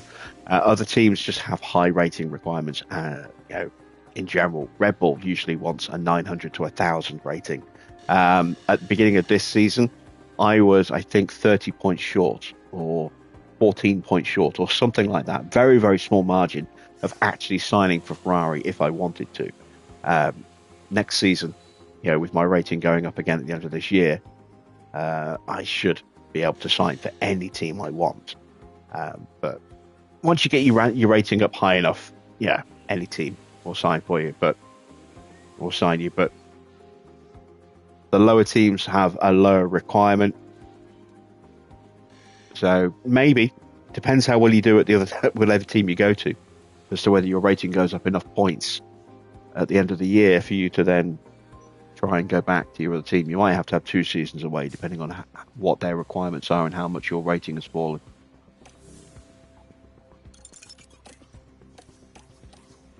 Right, 2 days to Barcelona. Let's see. The weather is going to be cloudy, so that might help with temperatures. It'll still be quite hot in general. High wear, as always, will be an issue with that circuit. And that will be tomorrow's race. So that is it for tonight. Yet another fantastic result. We are marching to both drivers and constructors championships very, very convincingly so far. Still a long way to go in the season. Things could change, but I think we should be fine. I don't think we'll throw away as big a lead as we've got. Certainly not in the constructors. The drivers should also be pretty comfortable for us as well. We do have that 70-point lead over Charles right now, although it did kind of fluctuate a lot last season. We had periods where we were comfortably ahead, then a long way behind, and then back ahead again. So who knows is the only thing we can say at this point. Antonelli is absolutely steamrolling his way up the rankings and has a real chance of jumping Max, Lando and George in the next race. I don't think he'll catch Charles for a little while yet, but he's making progress. He's doing what he needs to do to climb the tables. See how long it takes him to get up into second place. See if he can maybe challenge Oscar if Oscar has a big shunt somewhere. That could shake things up a little bit. So yeah, we'll keep ploughing along with this season, demolishing every race that we can, and then we will sell the team, the Cadillac, at the end of this season, and then move to Ferrari and see if we can rebuild Ferrari. And ideally, I'd like to take Kimi to Ferrari, but with both of Ferrari's drivers being out of contract this season, it's unlikely they're going to be re-signed.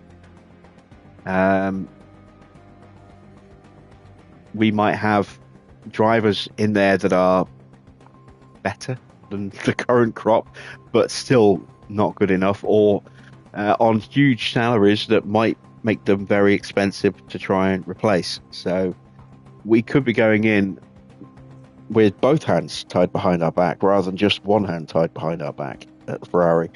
Next season could be brutal. But we still have to finish this one. And we'll be back tomorrow at the usual time of 8 p.m. for round 10 as we head to Barcelona. I hope you'll join me for that. I hope you've enjoyed tonight's race. If you have, please do drop a like. If you're not yet subscribed, please consider subscribing as well. And I will see you all again with more F1 Manager very soon.